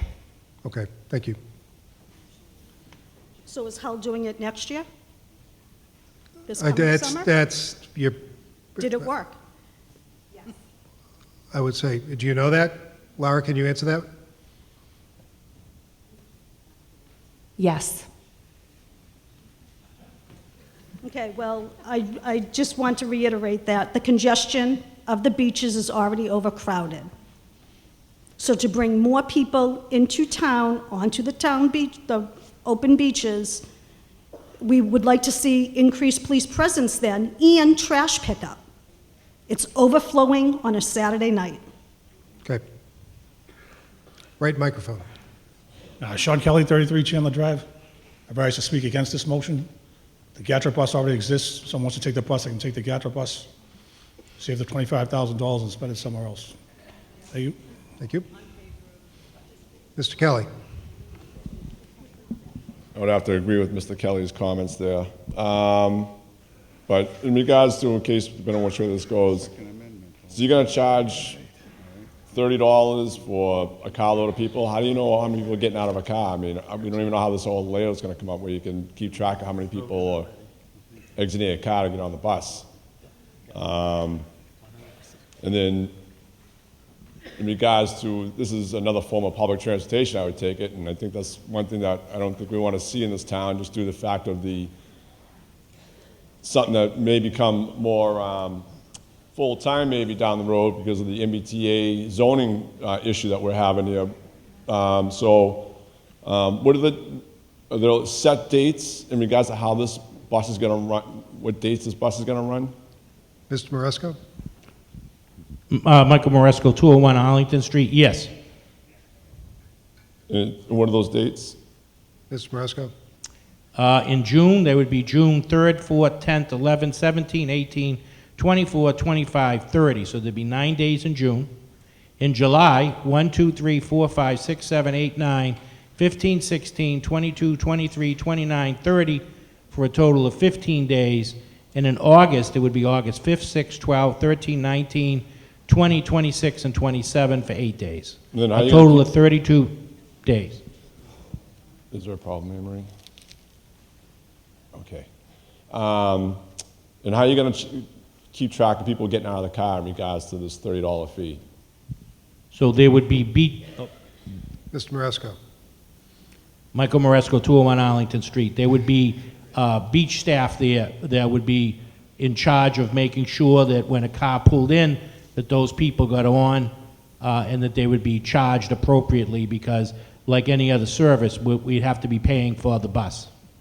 All right. I think this is an expense that we can do without. I think it's a lot of work for something that's not going to work out.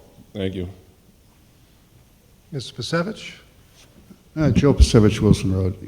I live in the beach section. We do not need the added congestion and traffic. Sometimes the beaches are full, especially at high tide. There's no space on the beach for any more people.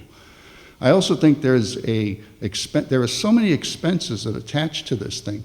There's no way there's going to be any kind of profit or breaking even going on. I'm thinking too that you're probably going to have to mount some sort of a advertising campaign to all the cities and towns on the South Shore to let people know that there's this bus service, and that's asking for trouble. I mean, it's just not going to work, and it's just going to be too expensive. Thank you. So the gentleman left and the gentleman right. I'm going to go with the right microphone first, or I guess your left microphone, and go to you, and then we're going to go to a vote. So, Mr. Shaughnessy. Bob Shaughnessy, 231 Hampshire Way. I have a couple questions. Number one is, what are the drop-off points at the beaches? Exactly which ones are there? Mr. Moresco? Michael Moresco, 201 Arlington Street. Exact location, so that we haven't finalized the exact location, but I would assume Burke's Beach, Green Harbor, Brant Rock, Wrexham Beach, in those areas. I don't have an exact location of where, but you know, the bus, in theory, the bus will pull up to Burke's, let people out there. They'll pull up to Green Harbor. You go in. It's down almost on the Duxbury line, very close to where the Avon Street lot is. There's an entrance to the beach there. Brant Rock, they'd let them off somewhere in the Esplanade where the public access is to Brant Rock Beach. And in Wrexham, they would pull into the Wrexham parking lot and drop them, somewhere to the right of where the snack shack is. So you have the beach drop-off points would be where there's lifeguards. Is my concern is along the way, along the numbered roads, Old Beach Road, Wrexham Road, down Wrexham, there were no lifeguards along some of those stretches of the beach. And we're bringing in the public with no lifeguards and no public safety. That's number one. Number two, our beaches along our seawalls, there's no space at high tide. We have a major resanding issue moving forward. I'm on the Board of Public Works. We need more sand on these beaches, and most of the people from Brant Rock all the way down to Wrexham Road, they move south to Wrexham at high tide because there's no beach. So, I mean, bringing more people in and putting them in that area, it's going to even make it more congested.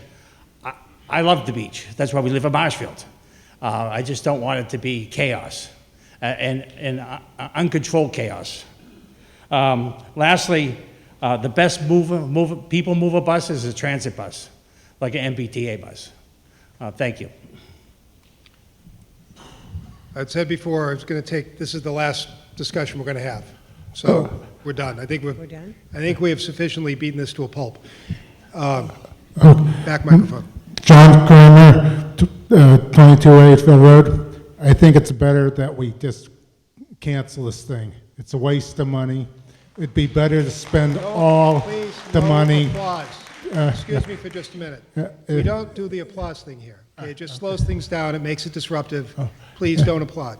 I think it'd be better to spend all the money on having people clean up the beach.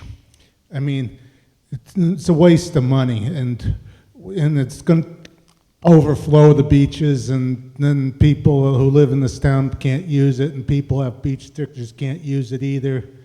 And because we have too many people out of town clogging up the beaches, so I think it'd be better if we had 35,000 hiring people clean up the beaches after everybody's used them at the end of the day.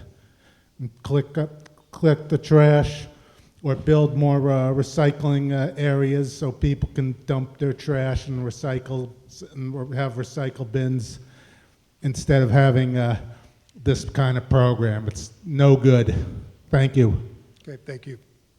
So we're going to go to a vote now. Again, this is a majority vote. All those in favor of question 5, please raise your hand. All those opposed? I declare that question 5 fails.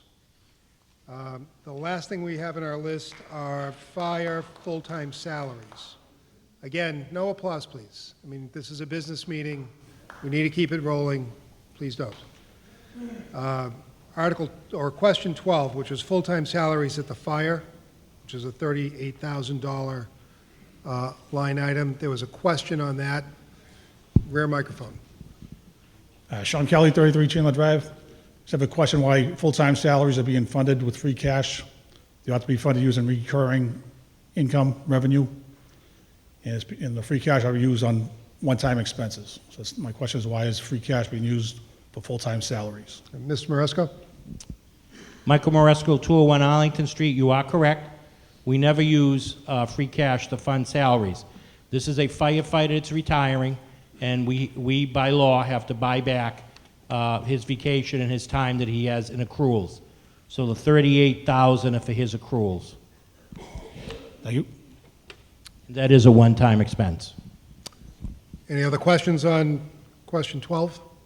There being none, I'll call for a vote. All in favor of question 12, raise your hand. All opposed? Question 12 passes. And that concludes Article 4.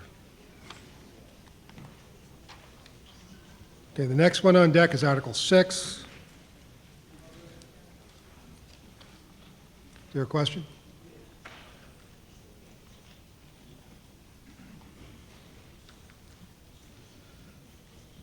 My name is Lou Darpino, 124 Peregrine White Drive. If it would be in favor of the Assembly tonight to move to next article, Article 2. Could we get to Article 2 next? Could we move that? So you want to take that out of order? Yes. What do we got left?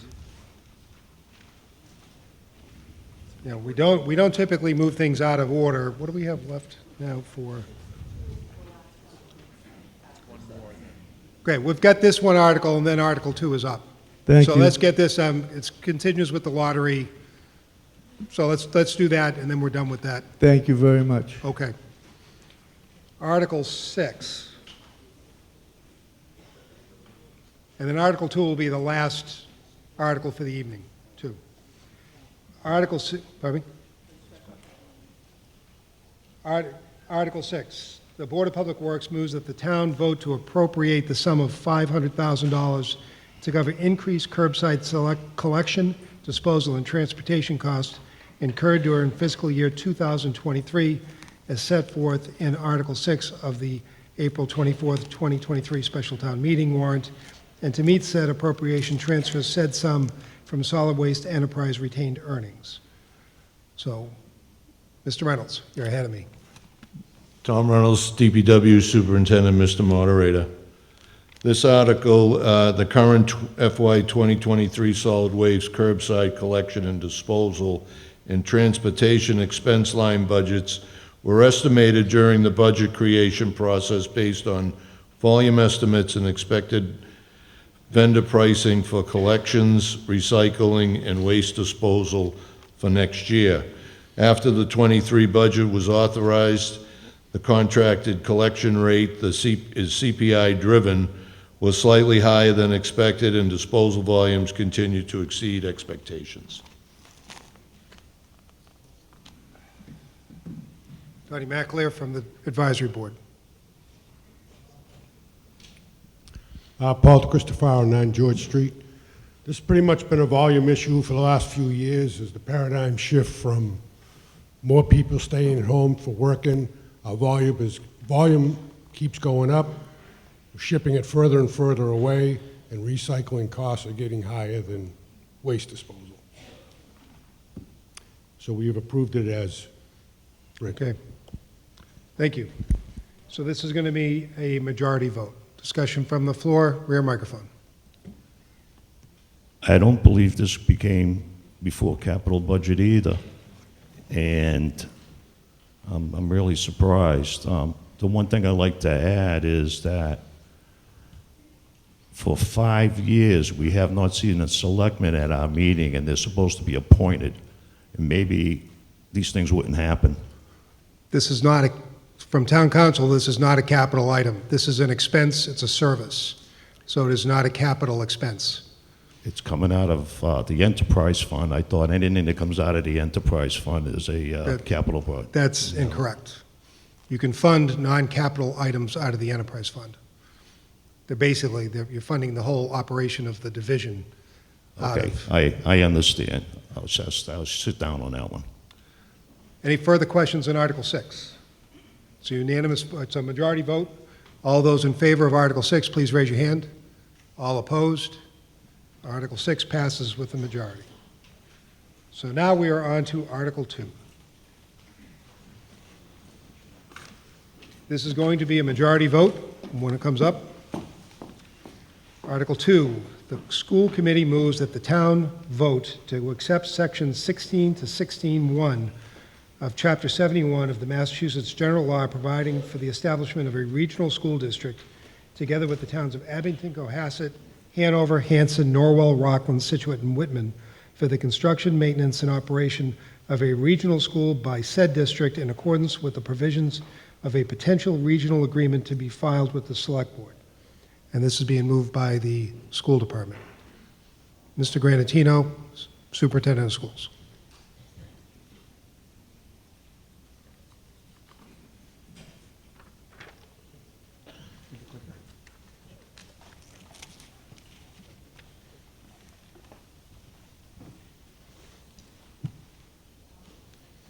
Okay.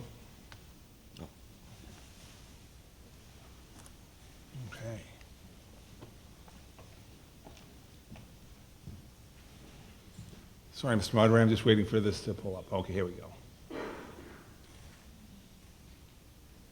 Okay. Thank you very much, Mr. Moderator, for allowing me to speak on this article. I'm before the town meeting here to see if Marshfield can be one of the 9 members of the South Shore Regional Vocational Technical High School region.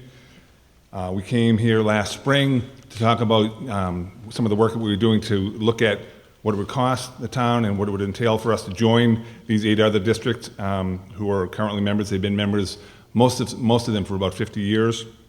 A few joined in the 80s. The programs at the South Shore VOTEC are programs that we, in most high schools in the state, can't offer students, everything from allied health to carpentry to HVAC. They do have a full athletic program for our students if we were to be there. They participate in the MIAA all 3 seasons. They have clubs and activities that other schools have, art, chess, drama, student council, math club. Currently, we have a very small number of students there, and that's one of the reasons why we're looking to join.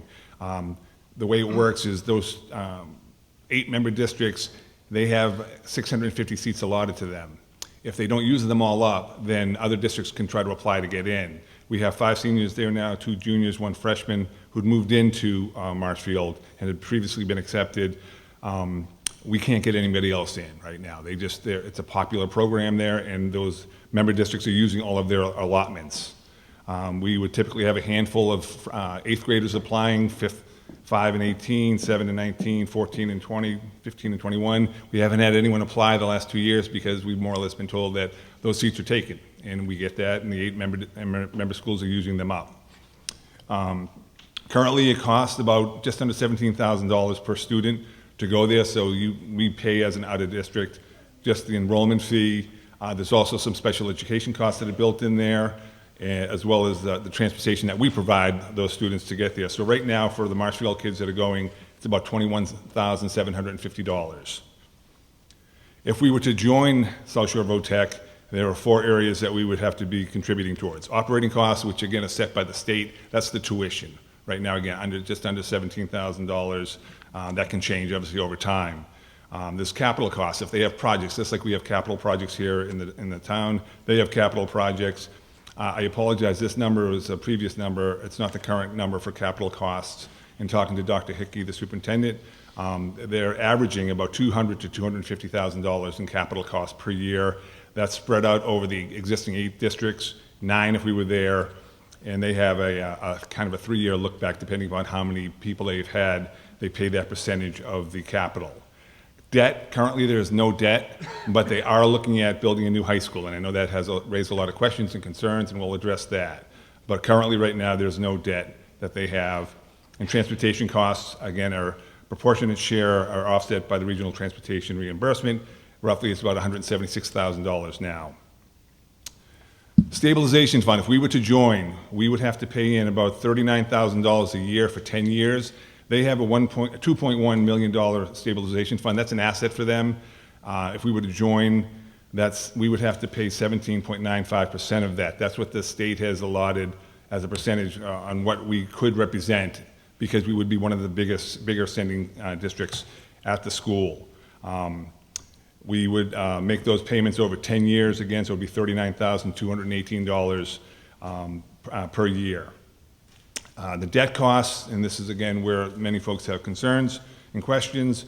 In the first fiscal year, if we were to join, this is not, if we were to vote here and then have 6 of the 8 towns vote us, we would not join in 24-25. It would be for 25-26. I'm sorry, it would be for not for 23-24, it would be for the 24-25 school year, the FY25. There would be no debt costs. Even if they took on a project, we would not have any costs that first year.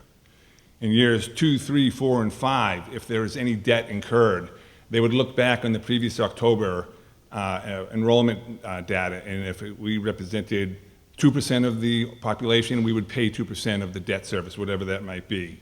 In each of those first 5 years, 2 through 5, they would look back, and that would be a number. So it might change over those years. In year 6, they would do the same look back on October 1, and whatever that number is at that time, that's going to be our number for the rest of the project. So if there was 25 years left on the project and we had 5% of the student population, we would have 5% of that debt for the rest of it, for the rest of the debt process. You're close out of time for your Okay, presentation. sorry. So I wanted to give an example. If we had a $250 million building built by the vocational, okay. I can. That never happened before. I know. I'm almost done. I just got about 2 more ones. Quickly, you're out of- okay. you're out of time, so. All right, well, I think people want to see this information, and I'll obviously address questions if they come up. But if, this is a potential, this is not locked in cement here, but if it was a $250 million project with MSBA reimbursement, and this is all estimates and guesstimates at this time, the total cost of the member schools could be $100 million. If you divide that if you spread that out over 30 years with 5% interest, it's about $6.4 million a year. If there's 650 students, which they currently have, that would be $9,900 per year per student. If it was bigger, they're looking to build it to be about 850 students. That cost would be $7,580 per year. So if you had 10 students, okay, you'd have 99,000, or you'd have 75,000 per year for that debt project over the course of it. Based on 32 students, which is what we think we're going to have, we're looking at annual tuition assessments of $20,000. The debt assessment, again, this is if and when they have a project approved and opened, we would be looking at about $9,900 per student per year. And then the stabilization fee that we have to pay into would be $1,225 per student.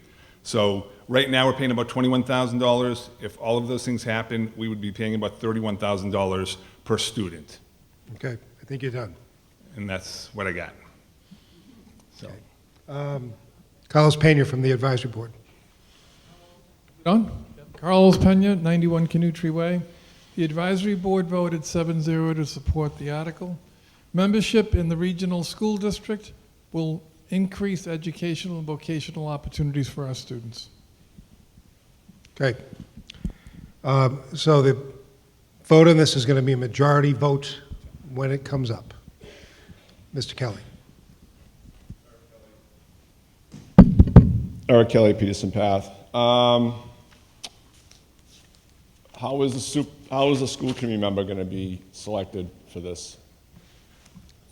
Mr. Granatino?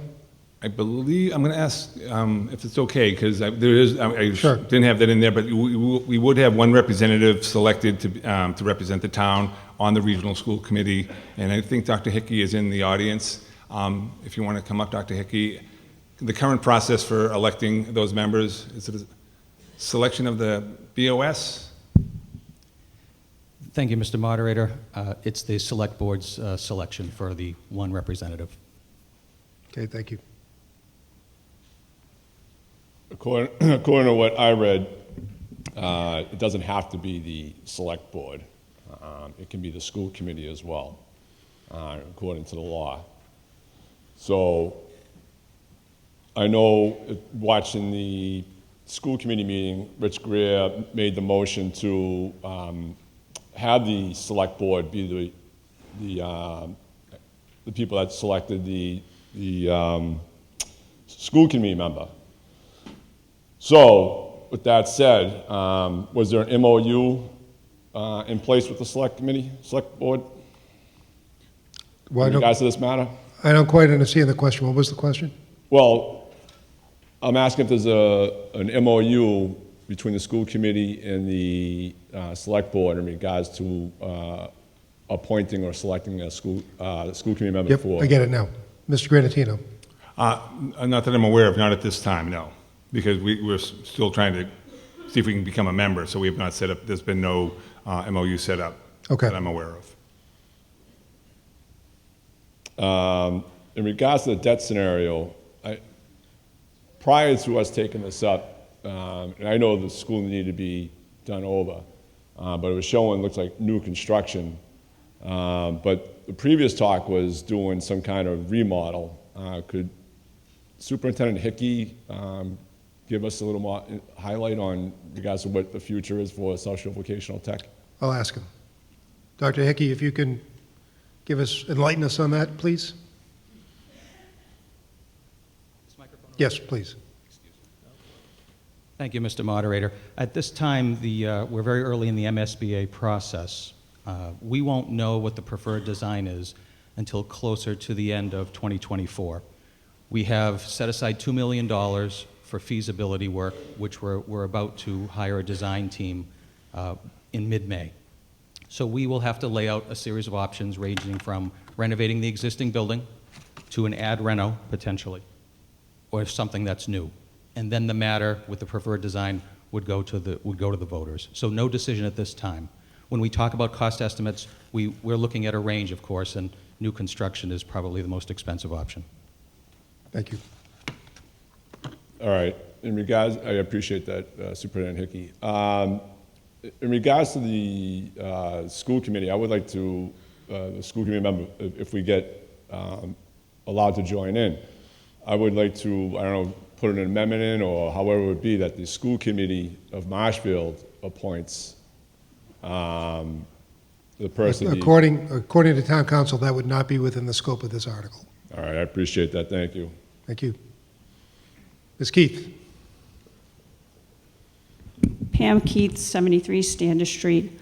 I want to say that I don't appreciate that rushed presentation, and I think the school department should have called a public hearing on this months ago for everybody, well advertised, because there's just a lot of questions and comments that people could be making, and you can't make them here because you don't have time. I do want to say that you just ended your presentation, Mr. Granatino, with a possible 32 students, but that's 17, almost 18% that everybody's talking about, including the MSBA, equates to 170 students. They've already talked at the South Shore Voc-Tex school committee meetings of the possibility of a difference between 805 students and 975 if Marshfield joins. That's 170 students. I'm not saying we're going to get there right away, but you already said we're the largest town going in. Rockland and Whitman already send over 100 students, 130 or so. They spend $2 million, close to it, sending those students. And so those numbers that were up there that we ended with, even though they were kind of high, they're possibly not all that accurate. And the other thing I'd like to say is that the school committee for a regional school district can incur debt, and the default option is kind of to incur debt, and we don't have to have a town meeting to approve it. In fact, we kind of are opted in, and we may have a town meeting to disapprove of it. So there's some strange voting situations that goes on with the regional school committee. And again, we don't have time to talk about it because, as you can see, I have 13 seconds left. So I just really was not the proper way to do this. The state puts out a 67-page thing that talks about how the public should be involved and everyone should exactly know what they're voting on, and that's not happening here. Gotta figure out some way to shut off that alarm. Gentleman at the rear microphone. Mr. Moderator, Lou Darpino, 124 Peregrine White Drive. I was the one that asked you to move to Article 2. The cost of college today is out of reach for so many people. And the vocational schools are a source of educating young people, male and female, that cannot afford the cost of further education. I know personally a young man who is now in the vocational school, and he just blossomed. And these schools, these vocational schools, are doing a marvelous job, and it's inclusive for everybody. What I mean by that is, if you graduate high school and you don't have the financial ability to go to colleges, where are these kids going to go? What are they going to do? They don't have any skills. They don't have what they're going to need to survive in the big world. These schools are providing these kids with an opportunity, and they just blossom. That's all I have to say. Thank you. Mr. Lynch. Steve Lynch, 50 Central Street. So the numbers are kind of hidden when you do it per student. What is the bottom dollar you can see costing us per year and where are you going to get the money from? Thank you. Mr. Granatino. Again, based on the, I mean, you can only estimate because the main driving force is what the state declares as the number per student for enrollment purposes. We know what our stabilization fund contribution would be. That's the $9,900. We know what it would cost. I'm sorry, the $39,000 per year. We know what it costs.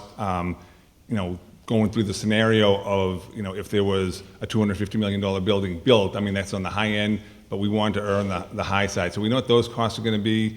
Transportation, again, is shared proportionately. So you're never going to know the exact number until you get to that fiscal year. But right now, we're paying $21,000 per student.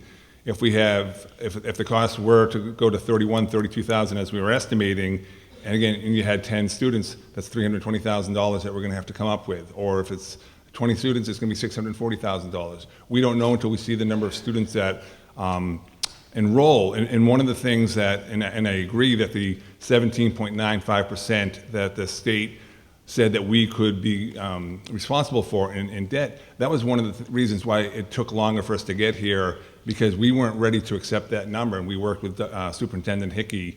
And because if we were looking at 17.95 of any potential debt, we wouldn't be here right now. We would have pulled out. But in working with them, we were able to do the 1 year look back for those first 6 years. And again, over those first couple of years, we're not going to have 100, 120 students. I mean, the most we've had is maybe 12 to 15 students. And again, that's as a non-member district probably about 10, 15 years ago. So we know, the first year this FY24, there's going to be no costs. In FY25, we're going to have to pay whatever the enrollment of the number of students that we have, whether it's 5, 10, 15, and we know that we're going to have to pay that stabilization fund.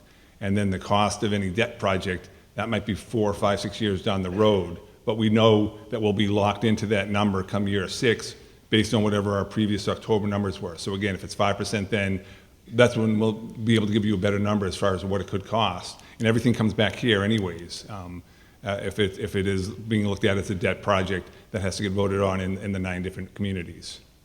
So you see that it could end up being a debt exclusion to pay for it? I'm not saying that we would have to, but that's the process that every town has to consider if there's a project. But again, if the costs aren't as exorbitant, it might not be needed at this level. I mean, again, we're looking at putting those numbers into the enrollment of the per pupil expenditures, and so that would be, again, $31,000 per year right now is an estimate that we have. My problem with the article is it's an unknown cost. I sell marine engines and design propulsion systems for boats, and I didn't learn how to do that when I went to college at UMass Boston and got a degree in political science. Friends of mine who went to Marshfield High School, which I did not, graduated and were able to get jobs as mechanics the day they graduated from Marshfield High School. We need to bring this vocational education back to Marshfield High School with good vocational training in carpentry and mechanics. And most high schools have allied medical services where they have internships for people who want to become nurses and work in the medical field. I think in the beginning it might be safer for us to bring it back. I'm not happy with the curriculum at Marshfield High School. I think that it makes people who are not going to go on to college have a tough high school life and makes them not happy about going to school. And I'm all for schooling, believe me. I think that we need to improve our education and have a different variety of things for them to learn. Mm-hmm. But I don't like unknown cost. That is a problem. So anyway, thank you. Left microphone. Thank you very much, Mr. Moderator. Sean Costello, 229 Winslow Street. I'm also the chair of the school committee. I rise just to very quickly make a clarification about some comments that were made earlier. The school committee meets publicly every 2 weeks. Our agenda is posted under the open meeting law at least 48 hours in advance of that meeting. This item has been discussed for the good part of the last year. It has been an agenda item, I believe, at least 3 separate times to be introduced, to have an update. I believe there may have even been 2 updates, and then to be a vote. Aside from all of that, the superintendent has a spot on every agenda where he gives an informational update, and this was discussed at multiple meetings over the course of the last year. Folks are always welcome to come to our meetings. We have public comment for those who wish to address items on our agenda. And finally, for folks who may not be able to make it to our meetings, My emails are always open. The superintendent's emails are always open. He's very responsive. I check my email every day, regardless of how you think of this project, and it is very good for kids. The last thing this was done in secrecy. This was done in open forum for the better part of the last year. So thank you very much, Mr. Moderator. Left microphone. Martine? Martine Anderson, 5 Weathervane Lane. As a longtime educator in our school system, this is a wonderful opportunity. Let's support it. I'm in favor of it, and I hope you are too. Okay. So that everybody's clear, what happens with the microphones is I take people in the order that they stand up. So I may go back to the same microphone multiple times, but those folks were already waiting. So just so you understand what's going on. Mr. McAleer, it's you. Don McAleer, Winslow Cemetery Road. I speak in favor of this article. I am a retired teacher at Wellesley High School. Our program was premier program in America for technology education, robotics, architecture, engineering. Students don't need a college degree. They need post-high school training, and they're going to receive wonderful training and skills at this school. I hope everybody votes for it. We think these kids need it. Mr. Pasevich. Joe Pasevich, Wilson Road. This is really the first night, Mr. Moderator, that we're hearing anything about a new school. So regardless of how many hearings or discussions have occurred at the school committee meetings, or if there have been anywhere else, which I'm not aware of, this is the first night we're really hearing anything about it. And the figures seem to me to be grossly underestimated. The other thing, too, is that we just spent a bunch of money on a new building for preschool. And we also have a vocational arts program at the current high school.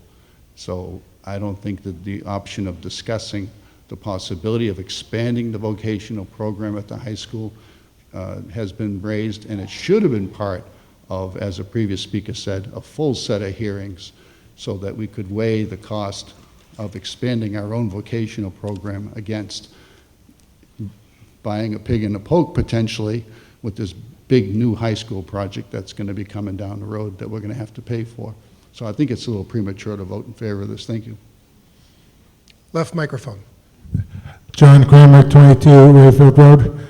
I think it's a little premature to come up with this project because our town doesn't seem to have $250 million just to build this project, and it's going to take a long time. And I think if we still need to have more info on it, and we didn't get any advance notice, and it was not brought to our attention soon enough. But if it was brought to our attention soon enough, we could figure the whole thing out and maybe go for a cheaper way to do this instead of spending $250 million that we don't have to just pay for this.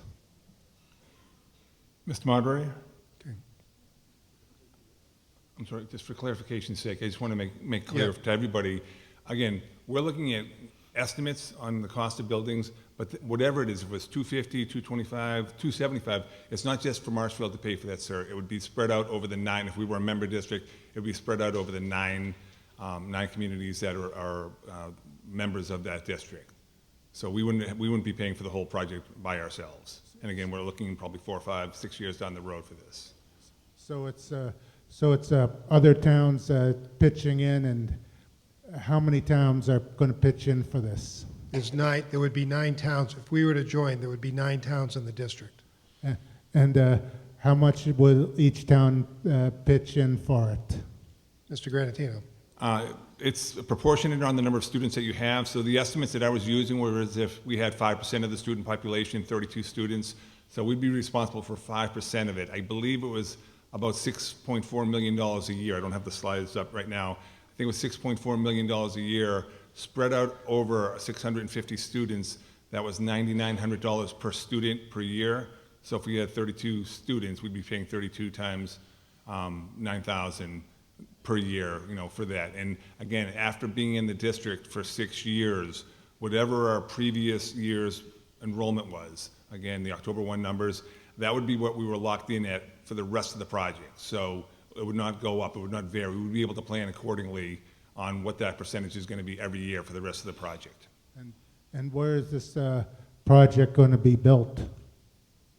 Mr. Granatino? Well, I'm assuming it's going to be built around the same site that they have. Again, as Dr. Hickey had said, they're still in the planning stages with MSBA, so there's been no final plans put forth or approved.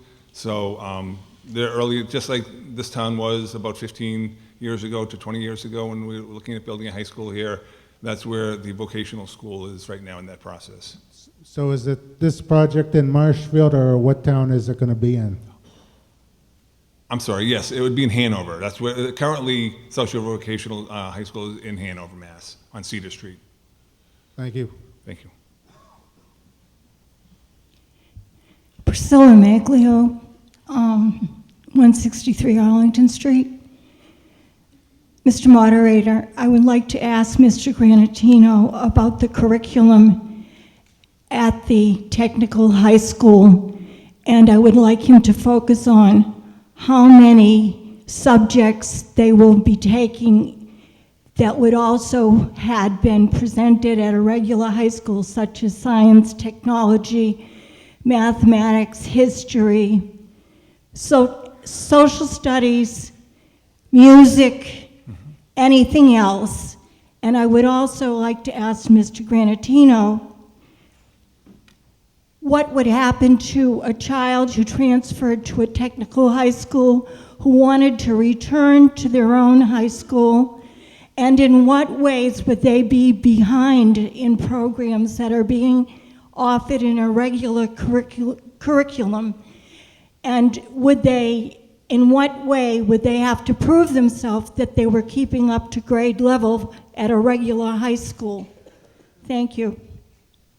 Mr. Granatino? I will do my best. I might call on Dr. Hickey to help out a little bit. I wish I had, because if you folks remember, I was here last spring talking about this as well, when we were looking at getting kind of the consent to continue to look into this, and we received that consent last year, and I did go into a few more details on the courses available, but just so you know, ma'am, all of the students that go there, they do have the vocational side of their curriculum, but the state has changed things over the years, and they've made it a much more stringent educational environment.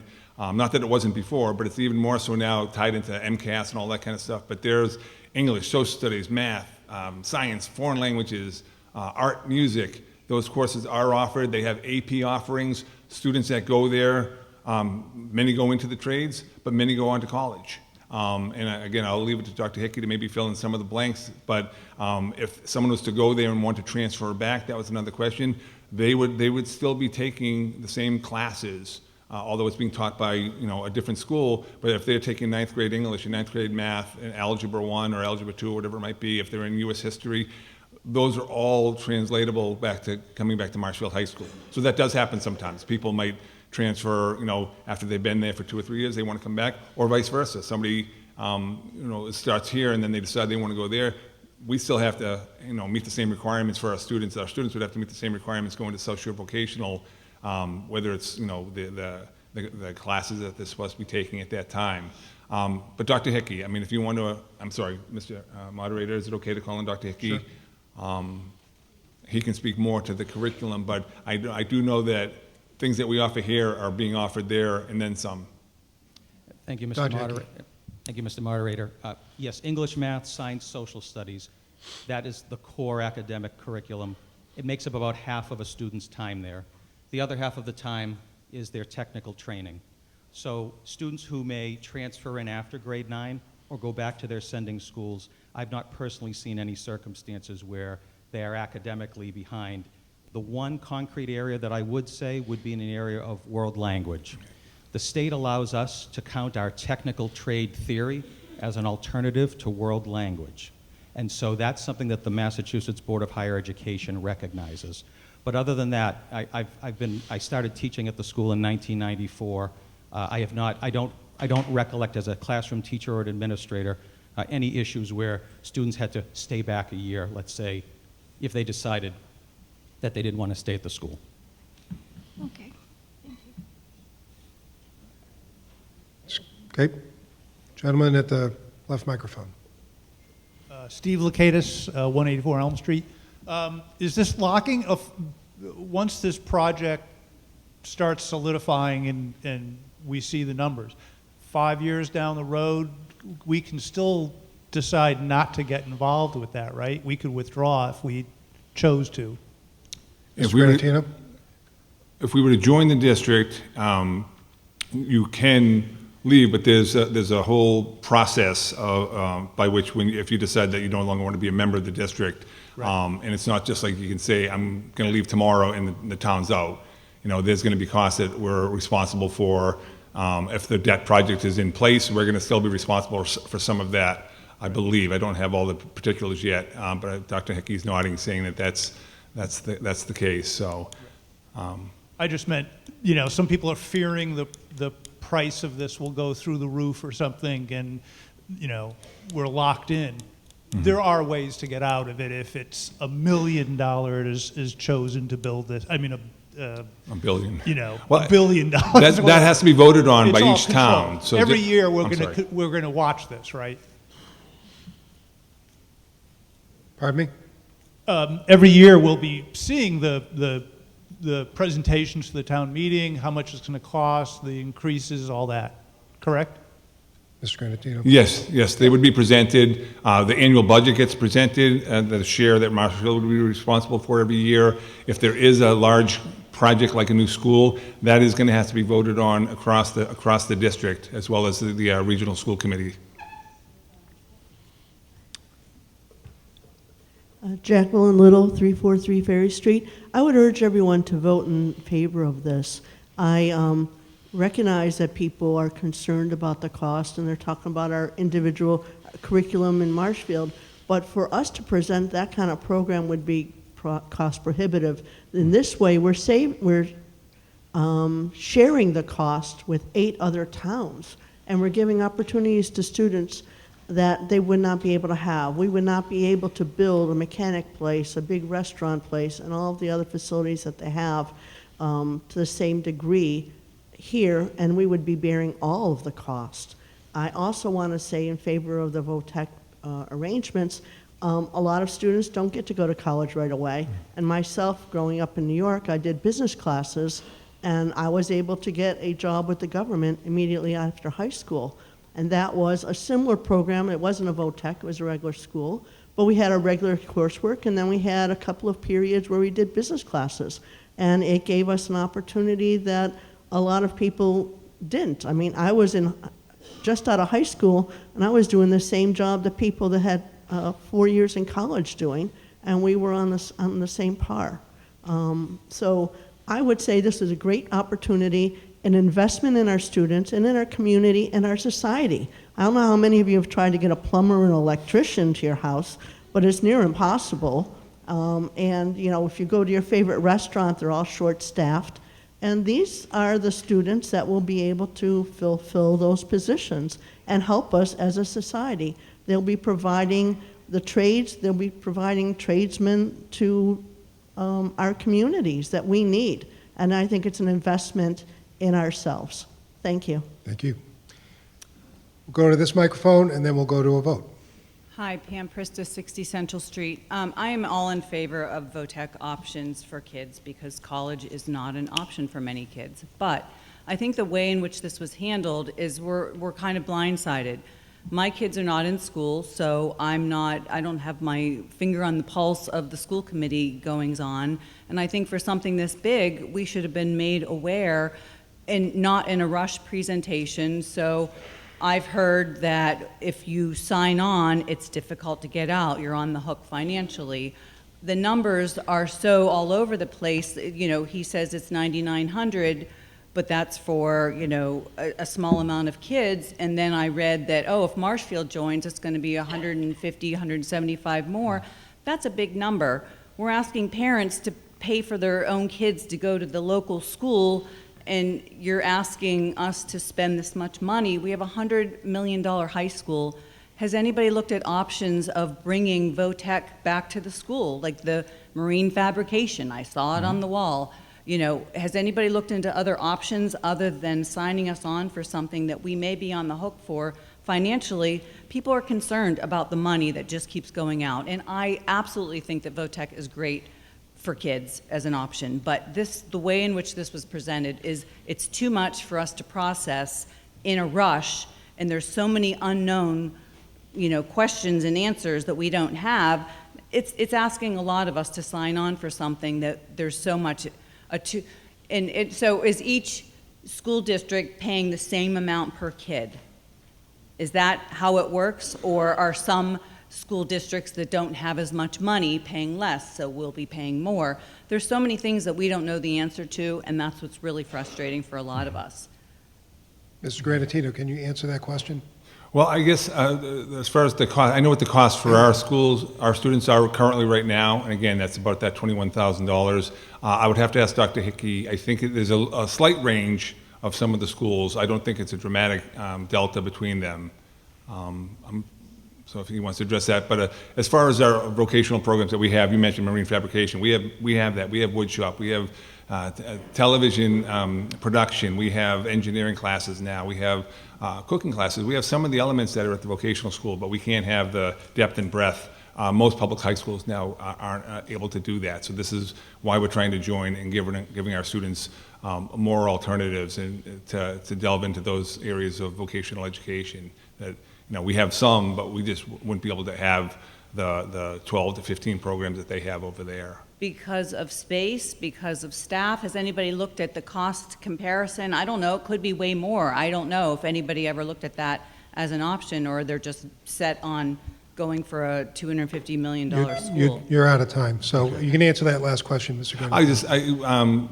I would say that the school that we currently have, that we're in right now, was built with certain elements of vocational education in mind, and that's why when you see our wood shop area or the engineering area or the cooking area and the television production, that was all designed for our students to give them alternatives. There's not extra space that's not being used right now that we could throw in another program. That would be great if we did, but we're pretty maxed out as far as that, especially with the technology that you would need to run some of those programs.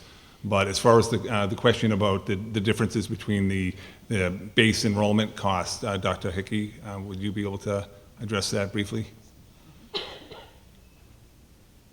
Thank you, Mr. Moderator. Try not to give too labored an answer.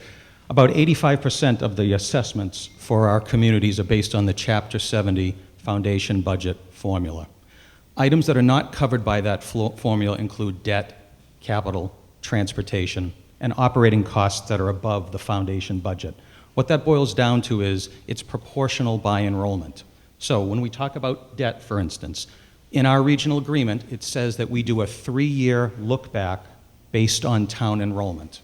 So I guess the way to get to your question would be, it's not the same per town. If I look at our fiscal '24 projections, a town like Whitman has about a $10,500 per student assessment cost.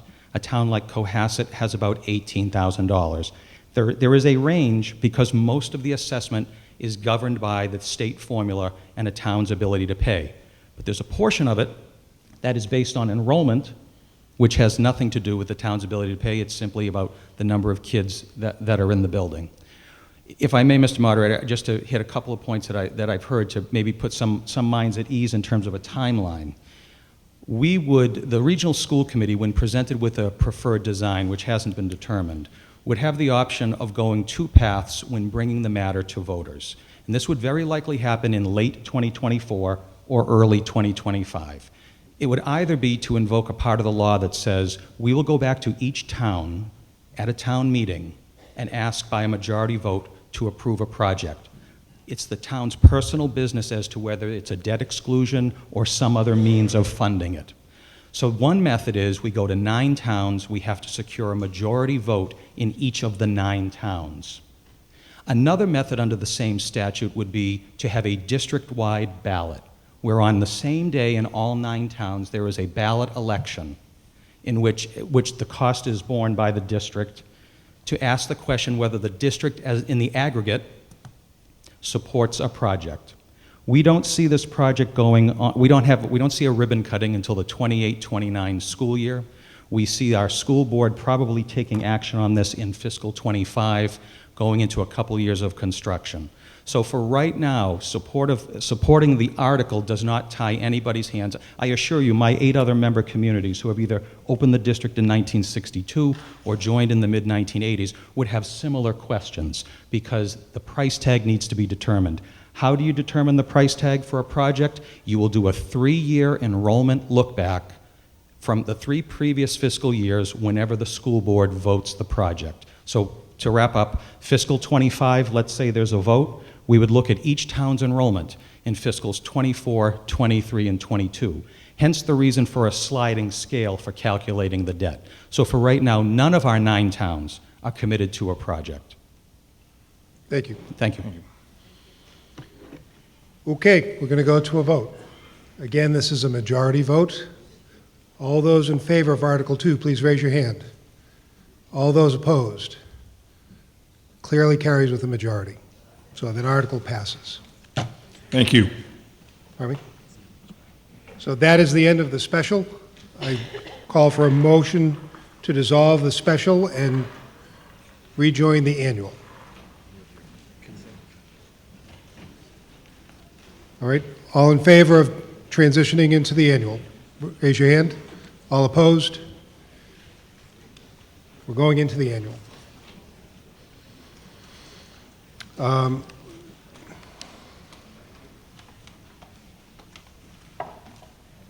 let me just grab yours. So we have another consent agenda going into the annual. Part 1 of the, and this is the green sheet that you picked up on your way in, hopefully. So the following articles are being moved as part of the consent agenda. I'll wait for the few of us that are left after the exodus. So we have a number of articles on this consent agenda.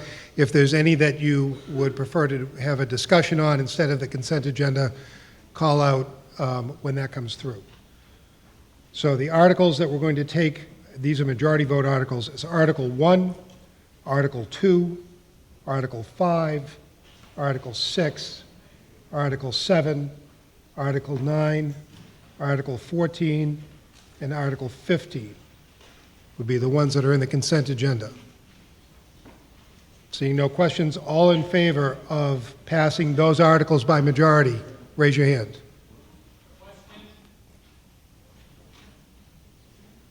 Mr. Guimond, our town planner. Oh, that's right, too. You have 2 zoning articles Yeah, in there. we had, thank you for the reminder, 14 and 15 are actually being withdrawn. So the consent agenda would be for 1, 2, 5, 6, 7, and 9. All those in favor, raise your hand. All those opposed? So those articles are passed by consent. We have, just make sure I get this right. Part 2, I'm looking for Part 2. Part 2, there was nothing. So Part 3. There are no 2/3 articles. Right. So we're just going into the... Indefinite Yeah. postponements. So we have, yes.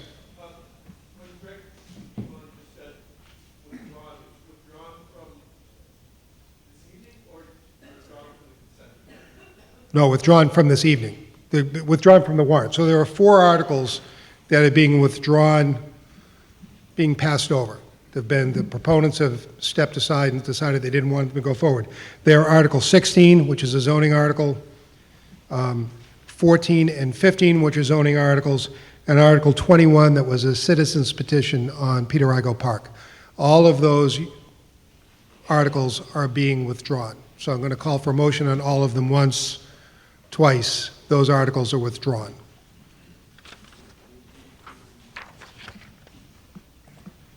So we're going to start. We take the first budget articles in order before we go to lottery. Grab that. So we're going to Article 3 as our first article.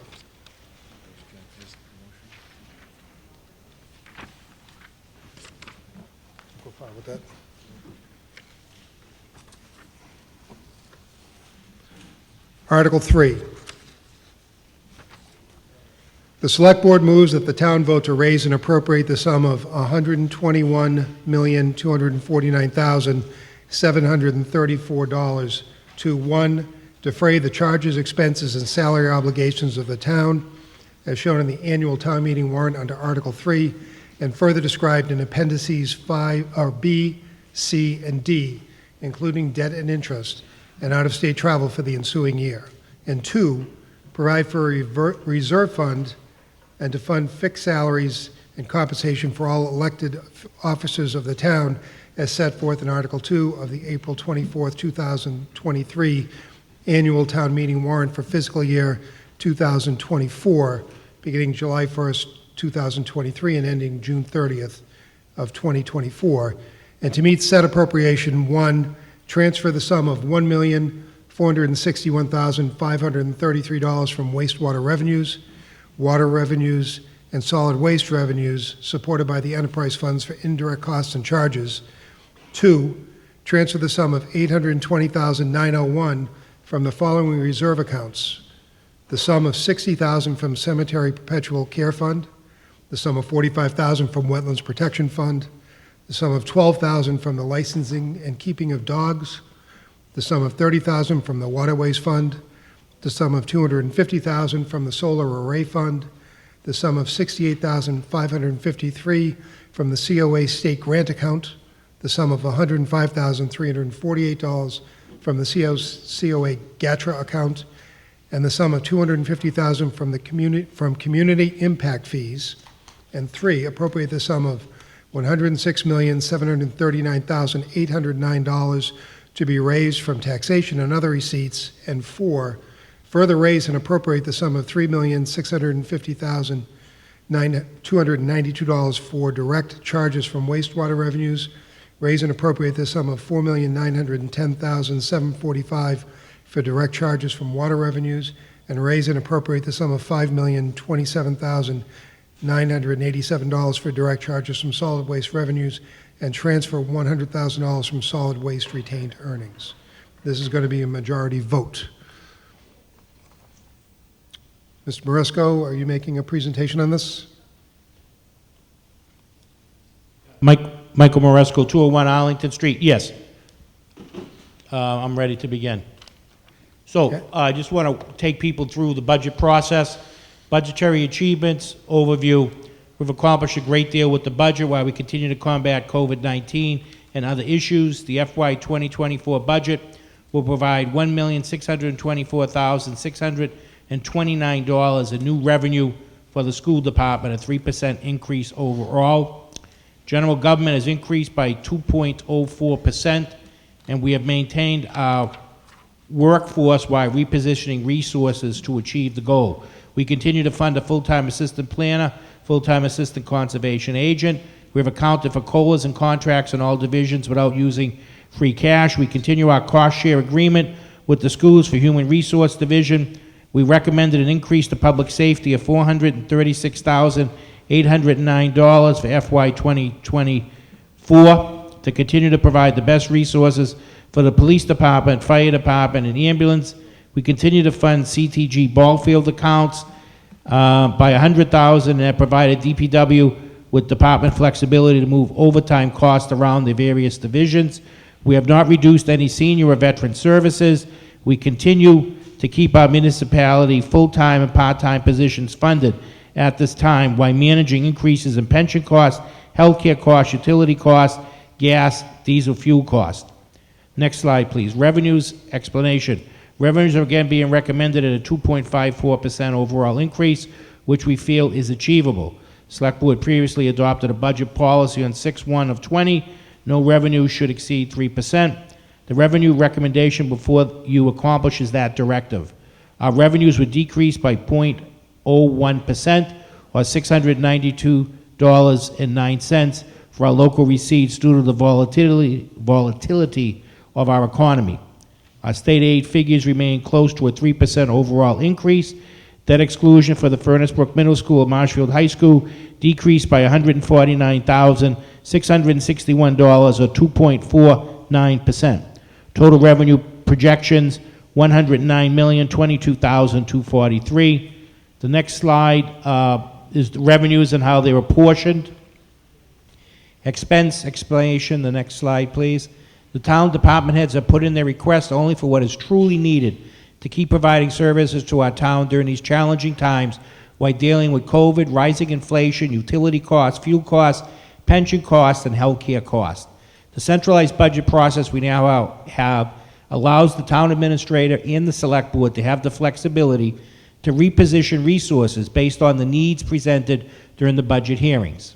The town has overcome last year's challenges with the hiring of a new town accountant and new treasurer collector. And through it all, there has been a wonderful collaboration between department heads and staff. The finance team have met with all departments and reviewed the financial requests needed to achieve their goals. We have again not had to implement any layoffs or furloughs, as many of our neighbors have, thanks in large part to the support and recommendation of the Select Board. The following chart and department reviews will provide additional information.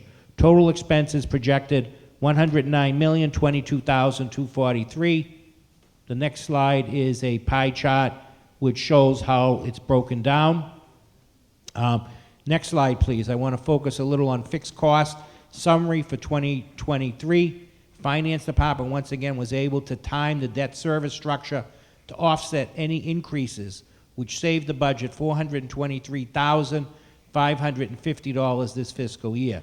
This prevented layoffs and maintained a total fixed cost increase of 1.06% over last year's increase. It is always our objective to keep fixed cost level funded.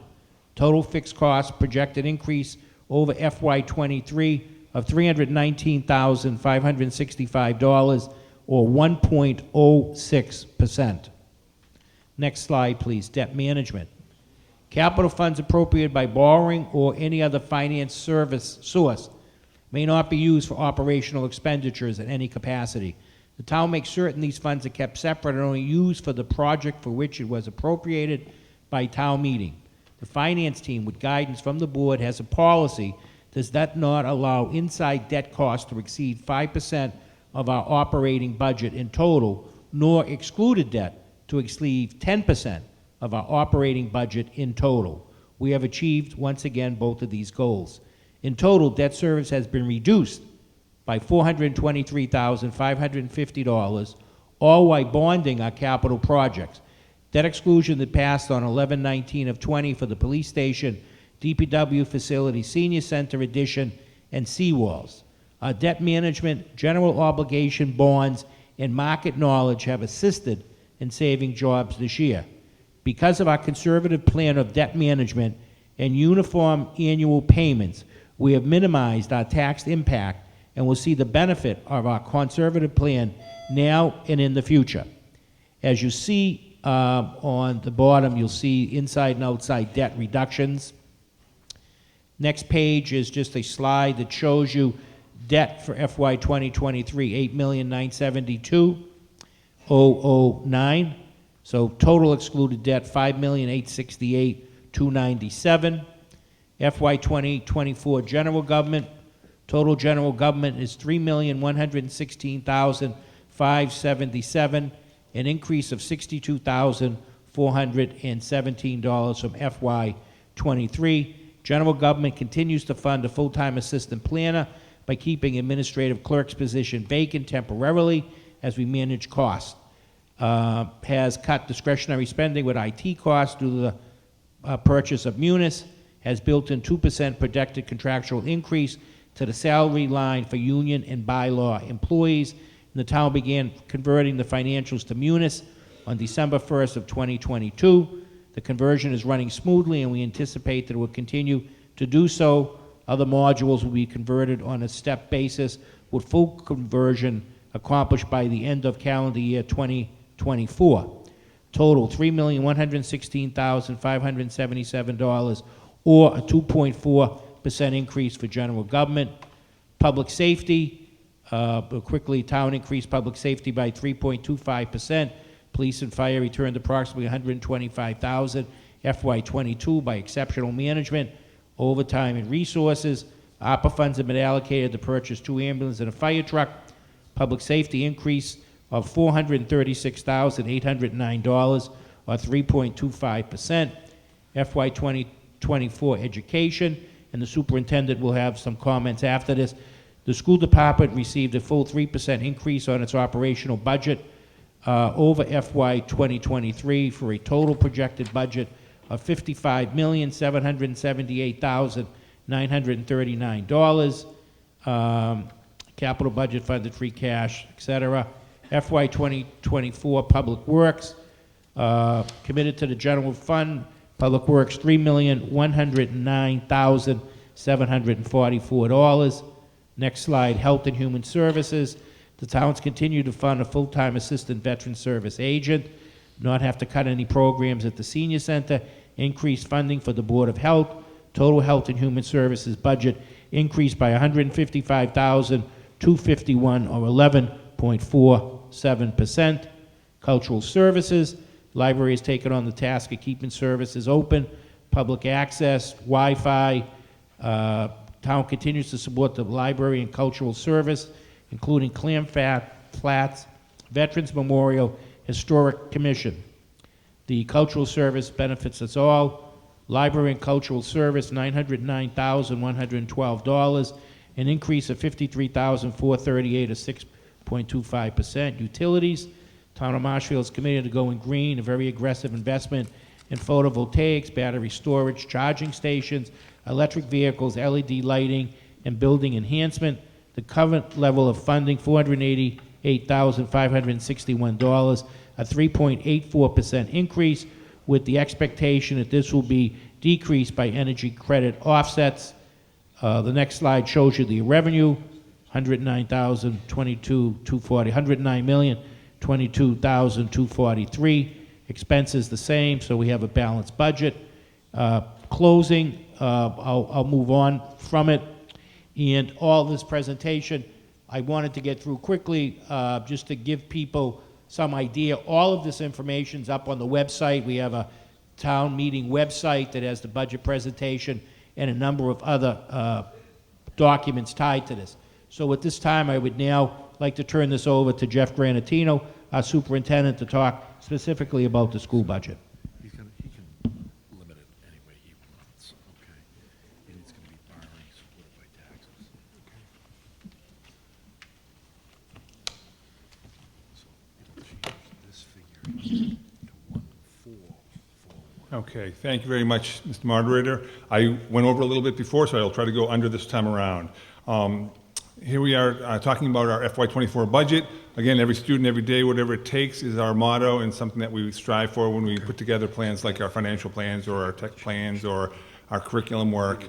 The annual budget is part of that, and meeting those needs. It's the financial expression of our educational program of the school department, and it mirrors the challenges and priorities that confront any school system. Our 5 pillars of our strategic plan help drive us. We look at curriculum, instruction, social emotional learning, community and learning environments, and that's the priority that we look for when we're putting together our financial plan each year. The budget subcommittee is made up of Chairman Costello, Ms. Stetson Campbell, myself, Dr. Martin, my assistant superintendent, Tom Miller, our assistant superintendent for business and finance, and Amy Scalara, our director of special education. In the past few years, you can see we've gone everywhere from 1.24% in FY16 up to a little over 3% in FY22. But every dollar that we've received from the towns, we've put to good use, and we've been able to meet the needs of our students each year with the budget that we've received. Thanks to Marshfield providing us a 3% increase last year, we were able to do in FY23 the following. We met the contractual obligations of our CBAs. We met staffing needs to ensure the optimal learning environments. We implemented a new math program at the elementary level, new math and science at the middle school, implemented additional literacy components to the elementary education and assessment, added a music teacher at the secondary level, a world language teacher at the middle school, a social worker at the middle school, a math coach at the elementary level, and an assistant athletic director, all with the numbers that we were able to receive last year. In the special town meeting in the fall, we also received $600,000 that went towards purchasing school generators for those schools that do not have them, as well as $200,000 that went into our general maintenance account. Our operational budget, so everything's skewed a little bit here. I apologize for the look of that. It shouldn't be like this, but actually, let me pull it up here. So we have an operational budget right now of 154,310. We know that our projected salary is about 1.74 million dollars, which is about a 3.2% increase. We have operational increases totaling about $531,000, which is just under 1%. I apologize for how this got moved around, but the level service budget, if we just went with those costs there, would be $56,425,786.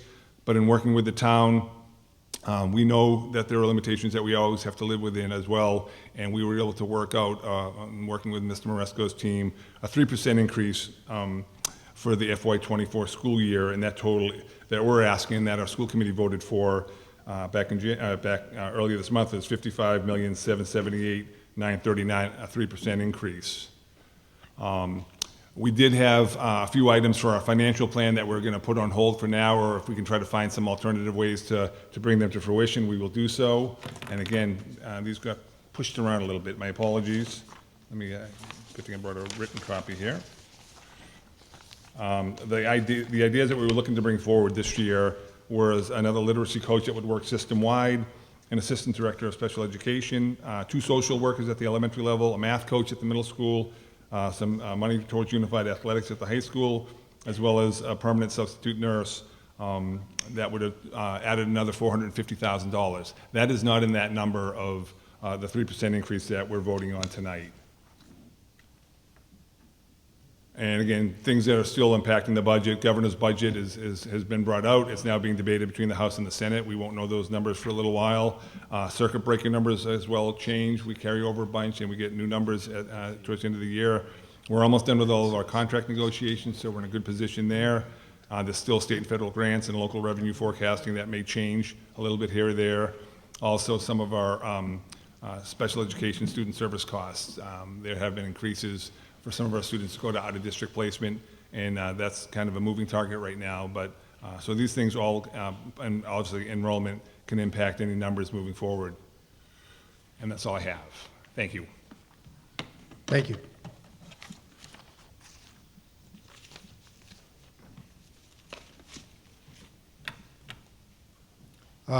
Advisory Board, Mr. Plansky.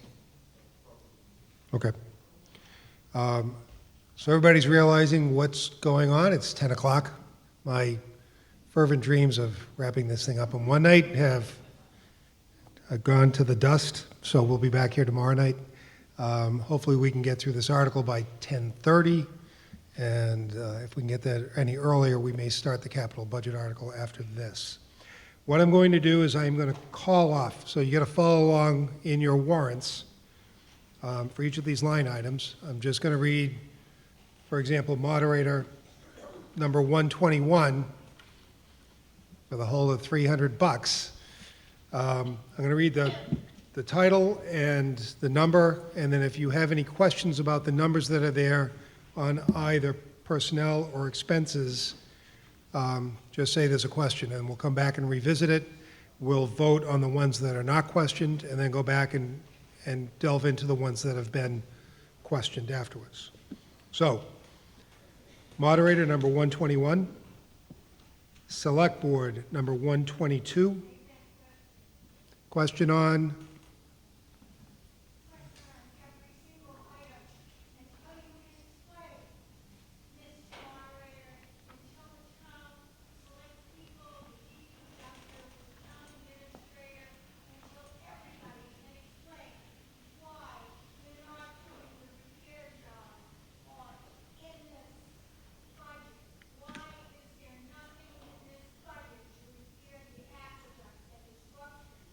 okay, in the first place, that would be a capital article, which is the next article. So that would not be an operational budget article. You can bring it up next time, but that's beyond the scope of this article. And I would say that I would ask you not to question every article here, because we would like to go home before midnight. You're beyond the scope. This is beyond the scope of what we're doing here. It's not a point of personal privilege. It's not part of this article, so please sit down. You can revisit that. This article is the operational budget article. It has nothing to do with repair. Please sit down. Thank you. Moderator 121. Selectman 122. Accounting 135. Assessors 141. Treasurer Collector 145. Legal Court Judgments 151. Human Resources 152. MIS IT 155.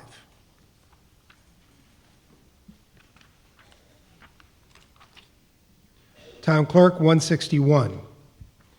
Election Town Meeting 162. Conservation 171. Planning Board 175. Zoning Board of Appeals 176. Police Department 210. Fire Department 220. Building Department 241. Sealer of Weights 244. Animal Control 292. Harbor Master 295. Schools 301. DPW Administration 400. DPW Engineering 411. Highway 421. Maintenance 449. Cemetery Greens and Trees 492. Fuel 424. Pardon me? Cemetery Trees and Greens is 491. I'm sorry if I misspoke. Fuel is 424. Board of Health 510. Question on Board of Health. Animal Inspector 293. Council on Aging 541. Veteran Services 543.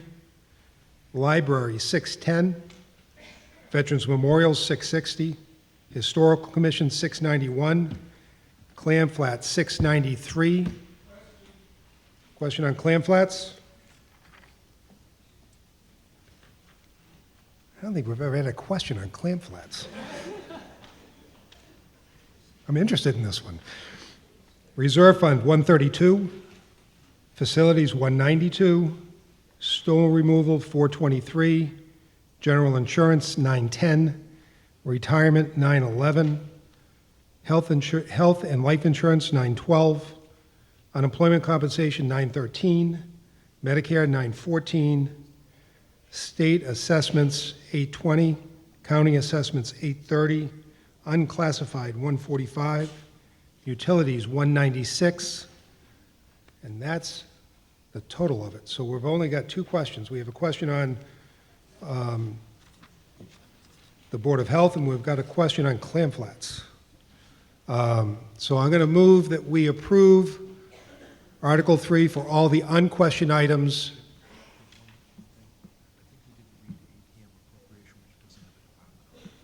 So we need to read. Okay. There's one thing we need to read in that does not have a department number.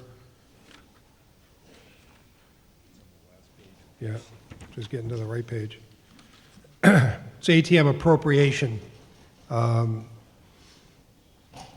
the ATM appropriation, any questions? So seeing no questions, other than those, all in favor of Article 3, raise your hand. All opposed? Article 3 passes except for Board of Health and Clam Flats. So question on Board of Health.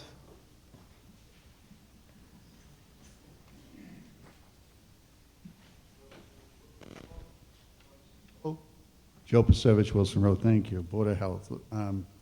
Is there somebody here that can tell me and justify the increase over the previous appropriation and what those people are actually doing? Is that a personnel increase or just a salary increase? Mr. Maresco?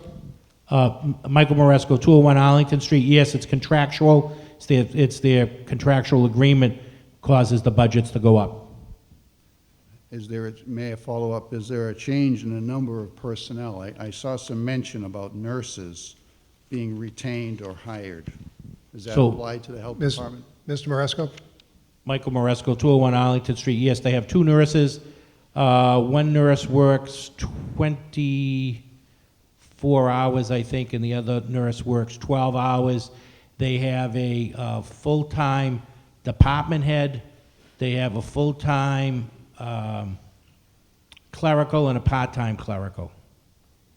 And final follow-up, is that increase reflective of the response to the COVID emergency? And are we just carrying that on? Mr. Maresco? Michael Moresco, 201 Arlington Street. No, we've ceased with COVID. The clinic closed. We're settling up, so that's the normal functions at the Board of Health. I don't know if the town meeting wants me to go into it, but of course, they do septics, they do soil perks, they're involved with a lot of construction projects, and they also do a number of programs, blood pressure screening, cancer screening, skin cancer screening, blood drives, etc. And left out restaurant inspections? Mr. Maresco? Yes, that is correct. They do restaurant inspections. They also work with the Council on Aging with the programs that they do that are related to health. Thanks for the help. I'll follow up with them. Thanks. Okay, seeing no further discussion on Board of Health, all those in favor, raise your hand. All opposed? I declare the Board of Health line item passes. And lastly, clam flats. Who questioned clam flats? Withdrawn. Oh, come on, I gotta know why you put it up there. I mean, at this point, oh well. So therefore, we have passed the budget article. So Article 3 has been passed. Right. So we're going to go vote on the entire article again. All those in favor of Article 3, raise your hand. All those opposed? Article 3 passes unanimously. So it is 10 past 10. Here's a question for everybody. We're coming back tomorrow. Obviously, we're not going to finish the rest of these articles tonight. Do we want to get into capital budget, which is probably going to take us a little bit of time to go through and get us past 10:30? Or do we want to can it at this point in time and just plan on having an extra 20 minutes tomorrow to deal with it? I'm open either way. All those in favor of staying and doing capital budget right now, raise your hand. All those who would rather go home and come back and do it tomorrow. We're doing it tomorrow. Thanks, everybody. Adjourn the meeting to tomorrow night.